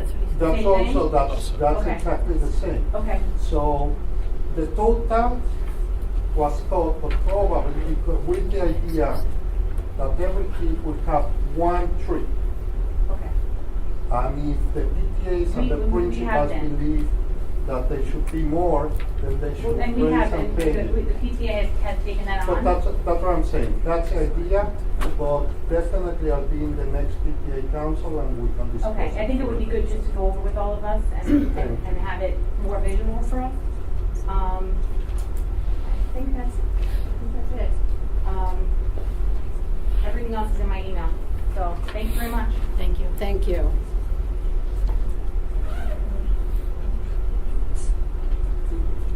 I'll be quick. My name is Christopher Veloff, and I graduated here and went to school also. When I graduated, I got college and prep, but my education came when I was in the military for 5 years. I was in the Sea Beats, and I got most of my education there. Thank you. I know you can say whatever you want to create perspective. It's your actions that speak of your character. And it's related to the employee and the double standard thing. I mean, there's clear facts of what happened. And it's your actions that speak and represent the community of our character as a whole. And I do live here. I brought my family back here. And my kids are going to school here in Frankie went to, where I went to school, for a reason, for the community and the place where I grew up. And I'm just hoping that we can live up to what I learned in the military: honor, courage, commitment, integrity, and all those things. And I did send an email to Barbara, but I'll include others, but I didn't get a response. When did you send me an email? A couple days ago. She just got power back.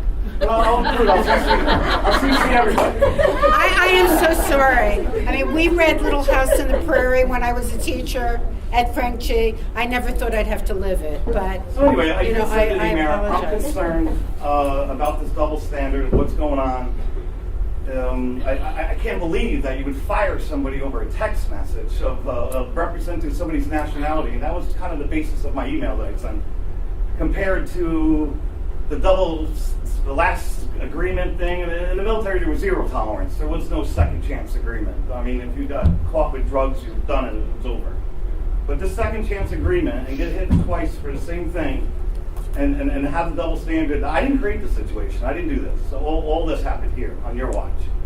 So I just wanted to express my concern, and hopefully you get to the bottom and do something about that, because it is very concerning, not only to me, but a lot of other people, that we're all a tight family. We all grew up and went to school, all of us here. So that's basically what I'm going to say. And I'll look for a response to my email. I'm telling you, I am so good at responding that, you know, I don't know if I even got it. I mean, So you can Well, maybe if you resend it, just check and make sure you have my Please name do. spelled And I just correctly. would like I said, let's put this to rest and have an answer to this. No more like just sweeping the accusations. I don't think anybody has done that. Okay. I think the unfortunate thing is that, you know, and it's very frustrating on our part, because we know some details that we can't share. And I feel bad for everybody involved. I feel bad for Sue Mackey. I feel bad for anybody else that might be involved in situations. Someone in his condition, or what he was going through, to take away a man's livelihood to provide for his family over a text message. So that is very upsetting to me, and I'm sure everybody else feels the same. Right, but I Mine, there's cannot. 3 sides to every. Yes, I understand. Like I said, anybody can say whatever they want to create a perspective, but the facts speak for themselves, and let that speak for itself and take action on it. That's all I'm asking. Thank you. Have a good night. Thank you. And resend that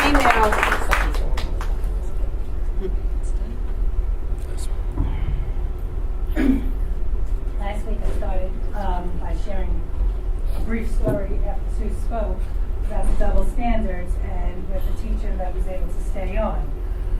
Since I have been sharing my story, I've been asked multiple times why I did not follow up with the district regarding the teacher that struck my son. It really made me search deep down for my own answer, Why didn't I follow up on such a serious situation? Because I was really upset at the time. Followed all the proper chains of command. I went to the principal of the middle school. I gave names of students that were present in the class, and then we met with our superintendent. We told him our story, we shared our concerns, and we were told that it would be looked into. He would get back to us. I went to the police department as instructed, filed a police report. So what happened? My son didn't bring this to my attention in the first place when it happened. A classmate told their mother, and then she contacted me. When I questioned my son, he was embarrassed and didn't want to speak about it. This teacher already humiliated him in front of his entire class verbally and then physically when he slammed his hand down on the desk with his fist. The more I questioned my son, the more he shared how this teacher told the class often, most of you will not pass this class because you're nothing but crackheads and probably all on drugs, along with other horrible language. And anyone who has kids in high school, older than them, I'm sure you know who I'm talking about. Stated, Mom, he's just a mean teacher. Just ignore him. I just ignore him. After all, he was taught to respect authority and elders, so he's ignoring them. What my son didn't realize was this teacher was being a bully. Verbally abusing a class is more than just being a mean teacher. The teacher abused his power over the children he was supposed to be teaching and looking out for. So again, I followed all of the proper steps, having full confidence in the district. But that was very short-lived. My experience was that the district would rather not address the problem at all.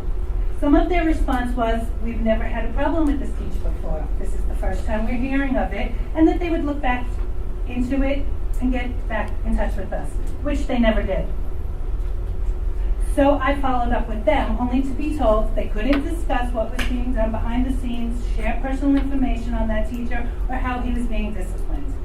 Eventually, they wore me down. Life kicks in, I work crazy hours, my child wasn't in that class anymore, the situation wasn't continuing. I didn't really share the situation with others in the district because I thought I could handle it on my own. Maybe I didn't want it to get out there, maybe I didn't want my child questioned again or embarrassed. Looking back, I let down my children, I let down myself, I let down this community because I should have demanded more answers. I should have kept going with it. The more and more I speak with parents, the more they are sharing the same experience of having their concerns downplayed by the very administration who is in charge of keeping our children safe. They're minimizing a problem is not what caring adults do. It's what manipulative bullies do. A bully's preferred method of intimidation is to keep his victims isolated. But now, as I see, our best strategy for countering bullies is to reach out to as many people as necessary and to make sure that the bullying comes to an end. If you have reached out to this administration and received a bland, disinterested, or downplayed response, do not give up. We need to continue to contact other school personnel, preferably our Board of Ed, to make sure that our voice, and more importantly, our children's voices are heard. We need to talk to our neighbors and other parents about what's going on and list help of everyone and anyone that is in a position to address the situation and help bring the bullying to a stop. What kind of message are these adults sending? What better way is there to violate a child's trust or a parent's trust and create a sense of hopelessness and helplessness? We cannot continue to fail our children in this way. No family should find themselves all alone when dealing with serious situations in this school. We all need to work together as champions for our children. And now, 4 years later, because of a different situation that I'm in, I'm finding out now that the board was never even notified of this teacher hitting a child or how he spoke to these children over and over and over. And I have a full list of names of people that will come and talk to you all, that have gone to the principals and the superintendent. But nobody was ever answered and nothing was done. So I would like to know why. I can't answer you why. For a full year and a half after it happened. But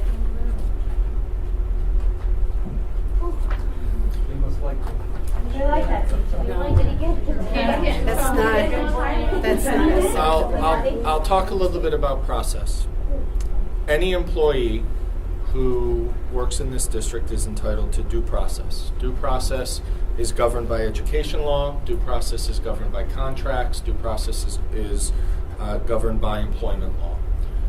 Process of disciplining any person in a we'll use a school district includes consultation with their union representation, includes consultation with the union representation's lawyers. That's part of due process they're entitled to. It's not a made-up set of conversations. It's very, very clearly articulated. Each employment contract, whether you're a teacher or a bus driver or secretary, those steps and protocols and processes are outlined. We cannot deviate from those processes. And what those processes also demand is confidentiality, and that certain parts of employee discipline cannot be disclosed. When the Board of Education is considering disciplinary charges on any employee, that needs to be rendered by the Board of Education. Oftentimes, there are agreements in lieu of discipline. You could call that negotiations, you can call that settlements, you can call that a lot of things. But no decision can be made regarding an employee without consultation with the union association and their attorneys.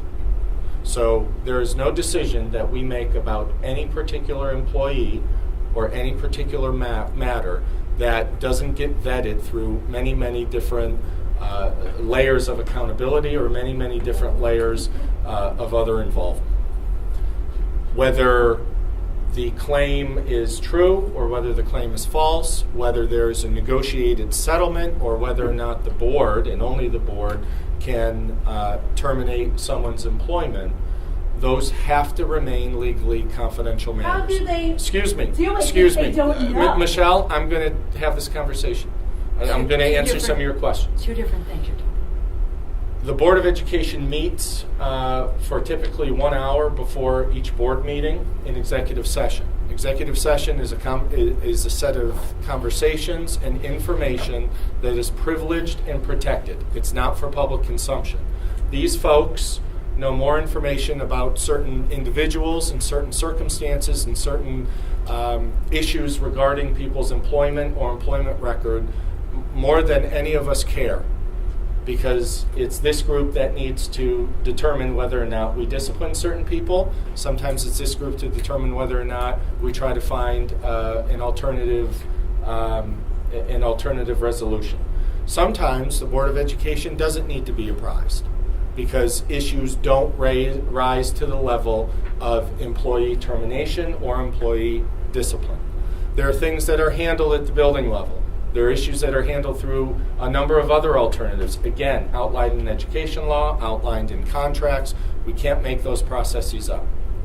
Oftentimes, those issues get resolved or find resolution at the building level. And we can't tell you what that is. That's a protected record of an employee. Just like if a student skipped class and received a discipline referral, that is a protected record of a child. Just like their attendance and just like their grades are. So we've heard a lot tonight around people's behavior. We've heard a lot tonight around whether or not there were double standards or whether or not administration or the board or attorneys dealt with issues in a timely manner or dealt with them to find a resolution to avoid termination or other sort of public issues. That's very standard. That happens a lot. We have 500 employees in our district. We have circumstances that arise that require union officials to get involved. We have circumstances arise that include lawyers to get involved, and not just not just employee issues, but student issues. All of those conversations are protected by law. They have to be. No one up here is trying to give you a song and dance or say what was or wasn't looked into or what was or what wasn't followed up on or why certain things didn't happen to a particular person based on information that came to us. Every issue that comes to a principal or to a supervisor gets looked into, but sometimes the results of those investigations or conversations can't be disclosed. They can't. The law protects the employee to the same degree the law protects a child. Some of you have had conversations with about student discipline issues. Student A did something to student B. You have an assailant or a victim, and parents want to know, rightfully so, well, what happened to that child? What can I expect to be different? We can't disclose that with anybody. That's a protected record of that child. So no one here is trying to sweep things under the rug or agree to double standards. There are so many different layers and levels of people and accountability, third-party accountability, that get involved in student issues and employee issues, that sometimes the decision is out of our hand. But the outcome of either of those issues, student issues or employee issues, are federally protected. They absolutely are. And I wish we could say more. I wish we could point to person A had A, B, and C done to them. We can't. We absolutely can't. So we have heard a lot about what happened and why couldn't we know, or why didn't you tell us, and there's a level of tension and frustration, and I appreciate that, but we cannot run around and tell people everything that happens to every child or employee based on issues that come to us. You just compared a child cutting out with a teacher hitting a student that you did not bring to your board. He hit a child. There is a police record. I will present it to you all. So don't compare the two. They're miles apart. And then answer the question where the administration, because I was told not to point people out, says they're going to get back to you and never does. Ever. And you chase them and chase them and chase them and you get worn out. That's why people drop things in this district. Am I correct? Correct. Thank you. You can't protect the children if you can't answer the question. You can't. Sorry. I have 2 boys in high school. You have to go if you're going to make a comment. I walked in. I'm Lisa Leach. I've lived in the district for an extremely long time. I've heard stories about the district before my kids were in school. They're 16 years old. That's a long time ago. I have family that grew up in the district. The district is not the same it used to be. Why?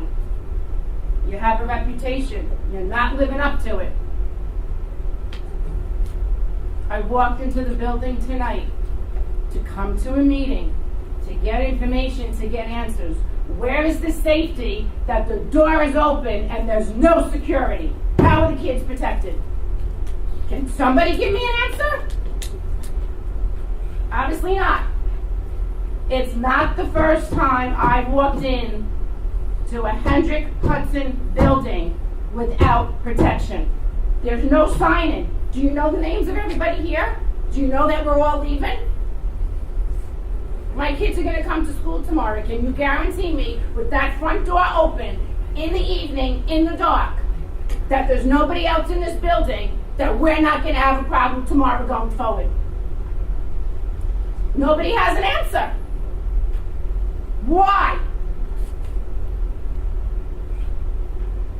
And then you wonder why people move away and don't want to come here. When we come to a meeting and we ask for answers and we don't get them, our reputation goes down the line. And unfortunately, I'm afraid to stand here and tell you it's not going to change. Does anybody agree with me? Somewhere down the line, it's not been the same. Things happen, times change, things change. We are not doing what we need to do to protect our children. My kids are out of here in 2 years, and right behind them is where I'm going. I am leaving. Because you do nothing at all to protect the children. See something? Say something. You're not saying anything. I saw coming in the building today, there is no proper nighttime security. And it's not the first time it's happened. So when we come to school, the kids come to school tomorrow, and my son saying to me, Mommy, we had a situation. Whose fault is that? Whose fault is that? Can anybody answer that Yes. question right now? Because I'm going to tell you right now, I'm not leaving the podium until I get a right answer. No, you're absolutely right. Lisa, you were Mrs. right. Pedersen knows me for probably 35 plus years. I She do. knows the background of the family I'm coming to. You're absolutely right. You're a wonderful person, and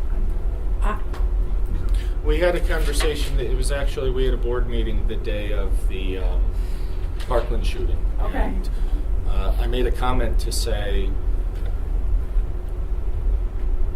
what Parkland has done, and I don't know the words I used specifically, but I said this one feels different. We've had, sadly, a lot of school shootings, but this one feels different, that there's momentum or something will change because of it. And I had said during some of my comments that it's not just what do we do from 8 to 3 or in the high school 7:15 to 2:15.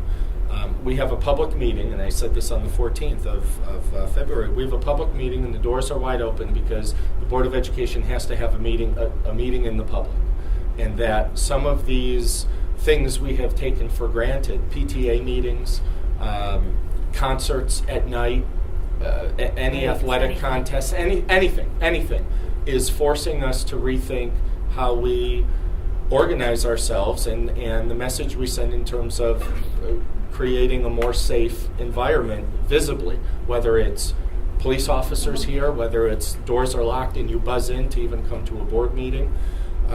Conversations we've had since to hopefully get toward an answer to your question, and some other comments that were made. About a year ago, we hired a safety consulting firm. In the past, we used BOCES that had school safety resources or services. A little under a year ago, we hired a direct safety consulting group to look at all of our plans that we have to submit, both that are public and private, because not all of our safety plans are published because they shouldn't be. There's a strategy there in terms of what we do and how we do that. They've done an analysis of not only school safety plans, but behaviors. We had a PTA meeting. I'm pointing at Rhonda. We had a high school PTA meeting about 2 weeks ago, March 1st. They did a roundtable at Panera Bread. And the high school principal said that the biggest thing we can do is continue to try to change behavior around safety and a culture around safety. If you see a door open, close it. If your friend's knocking on the back door, don't open it. And Mr. Mackin went so far to say, if I find out kids are opening doors for other kids or anyone else, it's not the person knocking on the door that we're going to have a conversation with. It's going to be the one that propped the door open. And there has to be a different level of conversation around a culture of safety. So I think we have a lot of different things to consider that we had taken for granted. I had said in my comments 2 weeks ago, Cindy Kramer, our principal of Furnace Woods, would say her day of greatest parent involvement at Furnace Woods is the Halloween parade. And that school and any other school that has an event, a holiday concert, graduation, moving up ceremony, is a sieve. It's open like a leaking sieve, and there is a tension. There's a tension between how we create an environment that's open, warm, and welcoming for kids, some of the presentations we heard tonight, but also has a level of safety and decorum around it. And I think all schools, including us, are trying to figure out what that tension is. A week ago, the 28th, the last time we met, we talked about putting a bond up for the community to support that has around $6 to $7 million of infrastructure and security upgrades across all 5 schools to create a safer environment without necessarily having armed guards or everyone have to sign in before coming in and out of school. But that may be a behavior, because that behavior and teaching that and having those protocols is free. But I think we have to have the discussion of whether that's the environment we want kids to walk into. So Laura, I think, had questions about drills and active shooting drills. Anthony and I have a conversation tomorrow with the consultants around active shooting drills. I know our staff are trained in a lot of different scenarios. We had, 3 years ago, we had a lockdown at the high school 2 days in a row because of incoming threats. Mm-hmm. Couldn't have been more proud of the high school staff with how they executed those lockdowns. That kids were in corners, they were away from windows, they nailed it. The reflection was, holy cow, we were scared, and we hope the kids didn't see it, because this was real for all intent and purposes. So as much as we drill and as we try to get it more right, there is still that level of unease and tension, and I would think it would be unnatural if it wasn't there. But the issue around safety is creating a culture and a climate around it. Well, if you need to buzz in the morning or in the afternoon, why can't you buzz in at night? And we used to have, in all fairness, we used to have somebody sitting at that desk, and they would be very aware of who was walking in. And I don't know when that stopped or why it stopped, but maybe it's something that we have to look into bringing back, because You can't detect it. Yeah, and the comments I made on February You can't. February 14th, and you can watch them. They're online. Were rhetorical in a way, because we can't have a locked door for a 7:30 p.m. board meeting and then open all of our doors for a 9 a.m. concert at BV for families that can't come at night. But you're right. Or vice versa. We're all in or we're not. And I'm not saying we're making a choice to, lay down and have doors unlocked or windows open, but it's creating a different culture around safety. And what we hear in educational lingo, and you heard it from Margaret and Lisa tonight, is finding that balance of a warm, welcoming environment for kids so they don't feel like they're walking into a prison where there are teachers teaching. No, I understand that, and I agree with you, but the building needs to be locked at night. That's it. Understood. Because obviously you don't get it. Thank you, Lisa. You don't get it.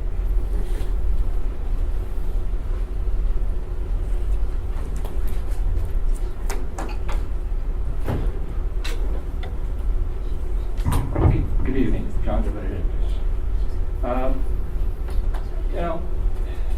Having been in this district probably even a lot longer than you, and having seen the district change over the years, having children prior and children now, this is not the same district it was. And I can't really say that I think it's a better district, because it really isn't, okay? But whether it is, that's one point. What we're talking about here is a culture, that's all. What used to be the good ship Lollipop there used to always be on a nice, calm piece of water. And now it's having some rough spots. It seems like you've got a drug problem going on here, or a drug culture. Having been in an industry that was extremely tested all the time. I can't tell you how many times we would be tested. Sometimes twice in one day, believe it or not. And I was a drug administrator. There was no tolerance. There was no interpretation, period. If you have a very extensive drug test, in fact, when we hired or we interviewed a prospective employee, we told him what the drug policy was, and he had to sign an affidavit that we told him what it was, okay? And that said, any minor violation, didn't matter.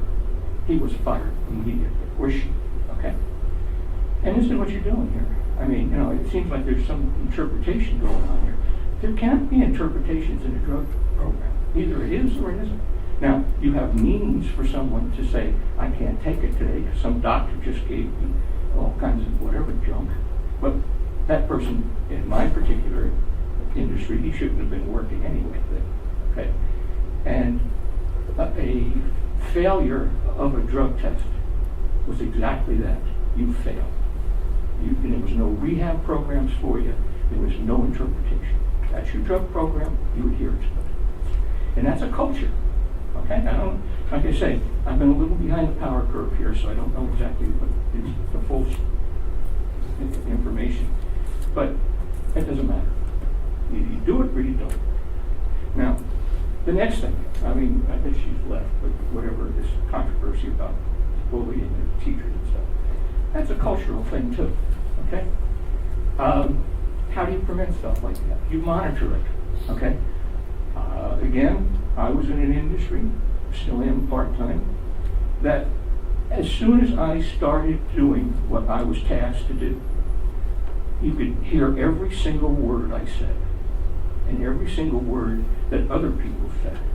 And that stayed. You didn't change that. you could tell every single movement that I did. And that state, okay? And there's your monitoring. And now I know that you get into contractual stuff. But the truth is, as time has evolved, you might have to go to some sort of audio monitoring. That's all you get. I know. But you're going to have all kinds of union problems with it. But again, that's a cultural thing, okay? Initially, when I started in my career, we didn't have that monitoring. And then they came and they said, we want you to start monitoring. And there was a lot of people who said, absolutely not. We're not going to do it, okay? And you know what the final line was? You're not going to work. As simple as that. I mean, if you want to work here, you adhere to the monitoring program. And if you don't work. If you disable or do anything to degrade that monitoring program, you're fired. And it evolved. And now it's common nature. It's just common stuff. People don't, I still like it, but it doesn't matter. They do it because that's what it is. And I think you have to change the culture. The culture says, you're going to be in a classroom, maybe we're going to listen in on you. I know, that's probably all kinds of red flags going up, and there's all kinds of union lawyers about ready to, jump out of their skin. But if you don't start changing the culture, you never will. And it's still going to be he said, she said, unless some kid's in here with his iPhone, checking this out. So, but it has to be done, it just has to be done. And beating around the bush is just wasting time. It's wasting everybody's time. And, and then like I say, these are cultural changes, big ones, but it gets the job done. It really does.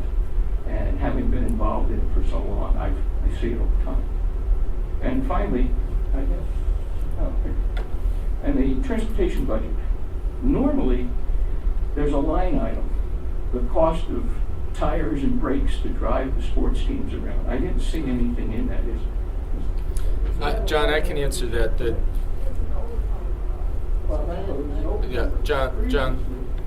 John, the transportation for the sports teams was in the question you're answering, asking about sports athletics was in the athletics budget. It was put in this year. Okay, so we're couple of years now. Well, yeah, no, I didn't think so last year, but I can't remember. Yeah. I wasn't here for you last year. But the overtime budget was always put in the transportation budget, and then there was that line item of, and it started out when I first started looking at it, it was $100,000 for brakes, tires, and lubricants. And I don't know what it is this year. Overtime for athletics is also. No, I understand the overtime. There was two separate line items because for a long time there was no monetary attribution towards the sports. In other words, the bus drivers made $300,000 total. And how they broke that out, it wasn't broken out. And then it was broken out after a while, and it was like $135,000 of overtime to drive the sports team around. Then there was another item in there, in the transportation budget, that said $100,000 goes for the wear and tear on the bus and that kind of stuff. So the budget wasn't reflecting. Now you say you have $118,000 of overtime to drive the bus, but how much does it cost to use the bus? And that used to be a line item that started out at $100,000. Now I don't know what it is this year, and that's my question. Okay, what is it this year? We can find that out for you. Well, can we find it out, John? In the interest of time, it's almost 11 o'clock at night. And can we please email you the answer? Would that be okay? I'm sorry? Can we email you the answer? Okay. Okay, would that be fair? Just because it's really late. Buses back for PTA, the arts program, they have some wonderful programs. But nobody knows about. We got some kids going up all the way to Albany. Yes. We have kids going to Lincoln Center in another 2 weeks.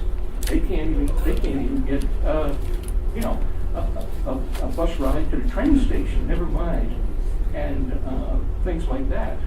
And yet, somehow, and I know, sports has always been the sacred cow, that we can spend, even $118,000 in overtime.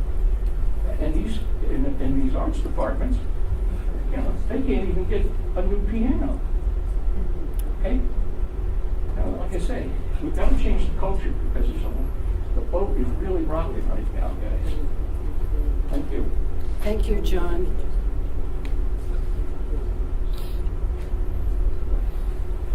Good evening, everybody. I promise I'll be quick.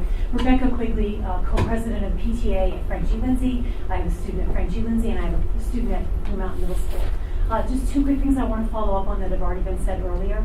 I wanted to know if after the video from the last meeting, if it is the redaction job is going to be finished or completed. I think and then it'll be very put quick. back up. Yes, absolutely. Okay, that'd be great because I was only able to watch about an hour. No, I know, and everybody's been upset about that, and that's why I wanted to give my little speech tonight, and I thank everybody for adhering to the protocols and being very courteous, when they came up to speak and understanding where we were coming from. Because you see the time again. Right, I just want to make sure that the video will be absolutely, put back up. the video will be put back on.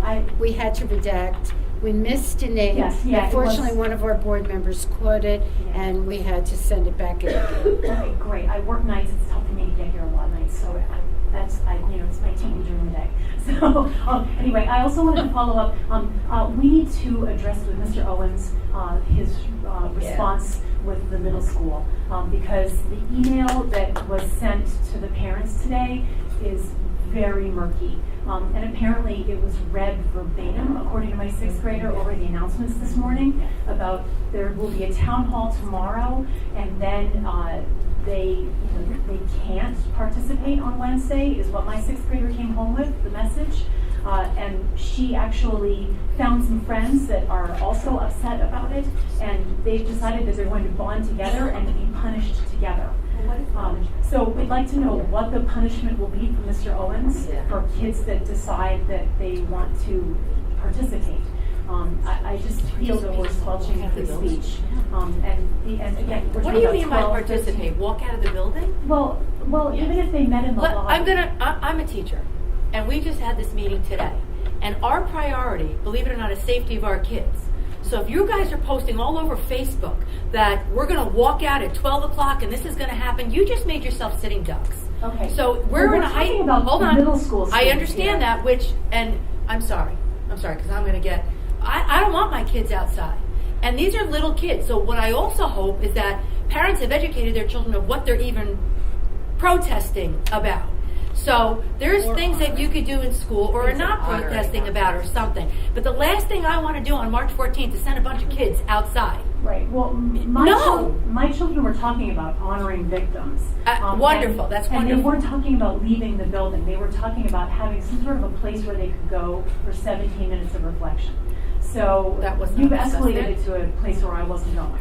No, well, I didn't mean to take it out of you. I'm what she, and again, what the takeaway was is that it was, again, I had the same thing, that the children would leave the building, not go to a separate room.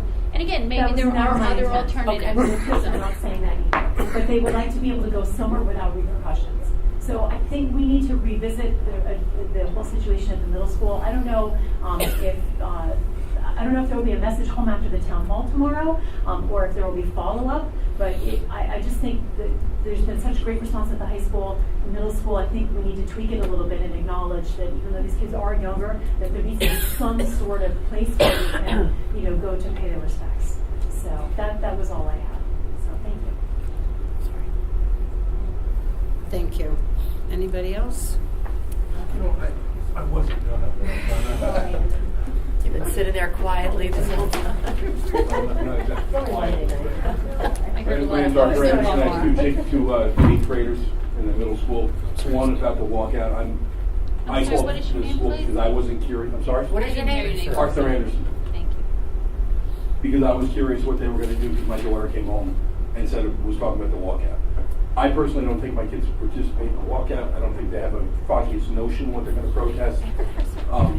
My son could care less if I live or die, so I mean, we're good there. Welcome to the My daughter, however, is another story. She's a bundle of nerves. And I told her, I said, if you have feelings about that, that's fine. You can discuss them with your teachers. If you're concerned, if you're scared, you bring it up with the teachers.